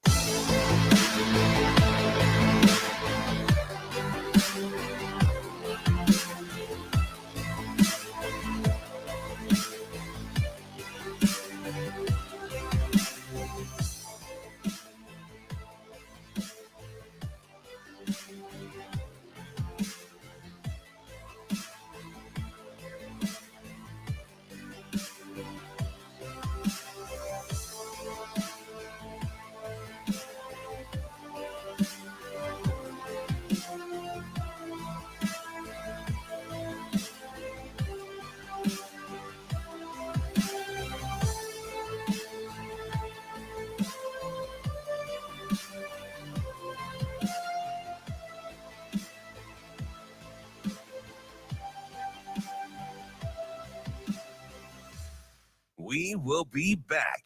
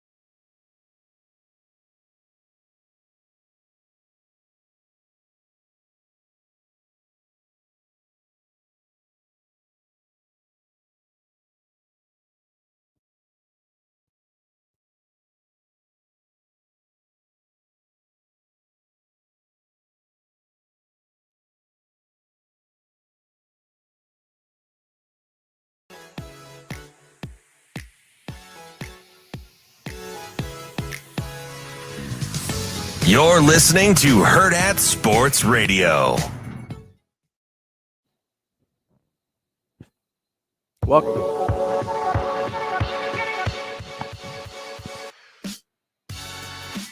back. Hurrdat Sports Radio here on AM 590, ESPN Omaha, ESPN Tri-Cities, KFOR in Lincoln. We are wrapping up the show here on a Wednesday. I'm Ravi Lulla, Anna Bellinghausen here with me as well. We are joined now by our friend Avarie Howard of Hurrdat Sports. Avarie, how are you this morning? Hey guys, good morning. Hey, what are you up to this fine morning when you don't have to wake up at like 5 o'clock to come host a radio show with me? I'm heading to work. At a normal hour. I was at a reasonable hour for normal people. Yeah, at a normal hour. It's, a little bit appreciated this morning. Thanks, Anna. It worked. Hey, yeah, you're welcome. Isn't it weird? Like when you sleep you sleep till like 7:30 and you're like, oh man, it was nice to sleep in this morning. Yeah, it was. Yeah, 7:30 came around. I either felt like I'm missing something or I was like, well, now what do I do?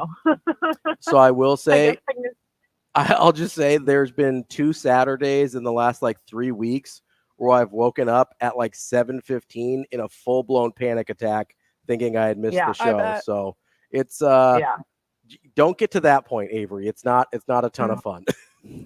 You know, I've just recently got past that from soccer, I think, where I wake up and I'd either be like in a, you know, when you're about to wake up, like fearful dream, like I've missed film, I've missed the bus, I'm late to practice. Yeah, I still get those. So I'm not completely out of the woods on that one yet. Well, so see, you fit right in then. That works out. Yeah. So you yeah, were we're up. all in it together. You were up at Sioux Falls with Anna yesterday for Summit League Media Days. Just what were your overall impressions? I know it was the first year of them doing it this way. What were your impressions of the event and kind of how it went? Honestly, it was fantastic. I really think this is a step that the Summit League needed, and I know that's how, the guys that run this league have been feeling for a little while as well, and making sure this league is getting the recognition it deserves. And I think we heard that from top to bottom from every coach that we heard yesterday and every player, that this is a really talented league. Like, there's no game off, there's no days off. It's really a fast-paced game. It's a physical game. And so I'm really happy that this event really gave some credit and just recognized the players and the talent that are in this league. So it was really cool. It wasn't necessarily formal like you see like the other big conferences. It wasn't just like, put a coach up on a podium and have him ask a ton of questions. It was much more conversational, and they kind of did a whole lap of stuff around the court. It was cool. It was radio stuff, it was interviews, it was fun stuff. So we got to engage in a lot of things. So I think for a first year, you can definitely say it was a success. Avery, out of everyone we talked to, which we talked to, 20 plus people, anyone stick out in particular that's not from Omaha? We can't name Omaha people. Yeah, okay. I think I told you this yesterday. I absolutely loved the UMKC head coach. Like, first of all, she could talk to me all day long. Like, her voice was like fantastic. It was incredible. I would listen to her as my head coach any day.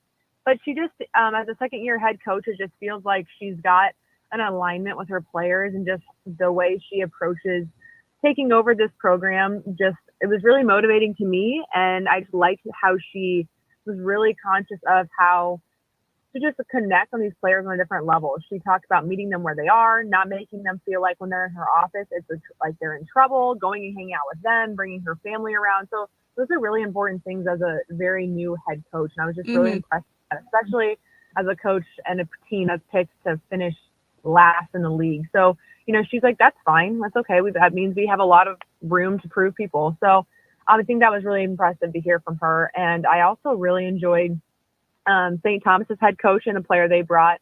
They're entering into a new era here as well, kind of getting comfortable in Division I. But the way that they're viewed, what this means to them is, they're the ones leading the way. Like, the player talked about how, I'm going to tell my grandkids about this someday, that I was in the transitioning period of playing D1 basketball, and they take that with a lot of pride. The last one is Casey Baravich. There we go. From North Dakota. I really just liked her poise, and she's going to be the preseason player of the year, and she just kind of took it with a lot of grace and took it with a grain of salt as well. And I just am really excited to watch them all come to Baxter this year and kind of see how it all plays out. Avery, I'm curious, have you noticed or did you kind of think that at a mid-major media days like Summit League, did you find that people were kind of more open and a little bit more loose and comfortable talking to you? It seems like at some of these, Big Ten or some of the larger media days that, coaches and players tend to be pretty tight-lipped, a lot of coach speak, stuff like that. Did you notice a difference there? Yeah, I think so. And I think it was even brought up to us by a few of the coaches. They really liked that it was different, and it wasn't a podium style where, they just have to, answer off all these questions that are fired away. And, they really appreciated the preparation that went into it. And I think they just appreciated getting some of attention. And I do think because it was the first year and it just was an exciting event, I hope it would stay that way. But it felt like everyone was really open to a lot of conversation, and they don't really get the time a ton to talk to different outlets that aren't within their area, just about the makeup of their team. We're just like, talking to SDSU about their wonderful run last year, and they were more than willing to want to talk about that, and just, even what the struggles of this year might look like. And so I think they definitely were open, and I think just the conversation style that the Summit League came up with was very beneficial to them as well. Avery, we'll switch gears for you a little bit here, as you don't believe you're doing a review and a preview video this week since it's a bye. So I wanted to get your thoughts on the Illinois game. Obviously, pretty sloppy in some of the execution there, but I still thought there was some real positives Nebraska could take away from that victory in Champaign. How did you process that? Yeah, and also I think the thoughts that I had at the beginning of the week, I think were followed up by what Coach Rule said yesterday, because I said earlier this week that nonetheless, this was a game about who could respond. Both teams coming off two unfortunate and huge losses. And, they had these major internal weeks, the week leading up to that Illinois game, where they had to do a lot of looking in the mirror and getting back to some basics. And so it was going to be who can come out and really prove that. And I told you, just by observation, there was just a different fire and a different spark about this Nebraska team coming into someone else's house and losing in the game they did against Michigan. It didn't really feel like that deterred them too much. And so that's kind of what impressed me the most. But like I said, with how Coach Rule kind of followed up with those comments, is he's like, the guys wanted us to kind of let them go be freely and play freely and have that fire. And I guess from Coach Rule said, he's like, I've told them they've got to go prove some things before they go celebrate, when it's not just with the team, when it's with the crowd and all the boisterous stuff. And I think we kind of saw that against Illinois. They played with a just different kind of confidence. And yes, it was sloppy and stuff, but now you have to figure out, I think, how you mix all of the technical stuff with, mixing in the fun stuff as well, if that's what makes this team go. Avery, we were talking about this earlier, just with the depleted wide receiver room, running backs, etc. Matt Rule did mention that this is kind of the first time he's had this many injuries faced in a season. Do you think Nebraska can find its offensive identity maybe later in this season, or is it not even maybe worth finding completely? And you don't want to set anything in stone because you don't know what this team's going to look like and who can step up, but do you think it's okay if Nebraska doesn't necessarily nail down, hey, this is what we're doing this season, but I still have this long-form plan of where Matt Rule wants his offense to be? Yeah, I think that's probably the latter there. And me and Robbie talked this last week. I think they kind of view identity a little bit different than we do. Their identity is they know what they want Nebraska football to look like, and they're going to strive to get there piece by piece. And I think now, because they've lost some of those pieces, they do have to figure out, okay, how is this still possible to achieve what we want to achieve in year one, or achieve what our identity is going to look like in 2-3 years. But I don't think it means let's stray away and completely just, chuck the game plan and just kind of figure out whatever works right now. I mean, they do have to do that to a certain extent, right? They're going to run the ball. We know that. I think it's really unfortunate after we saw, some bigger chunk plays, some more explosive plays, at least shots down the field against Illinois. And I do think they still have weapons to do that.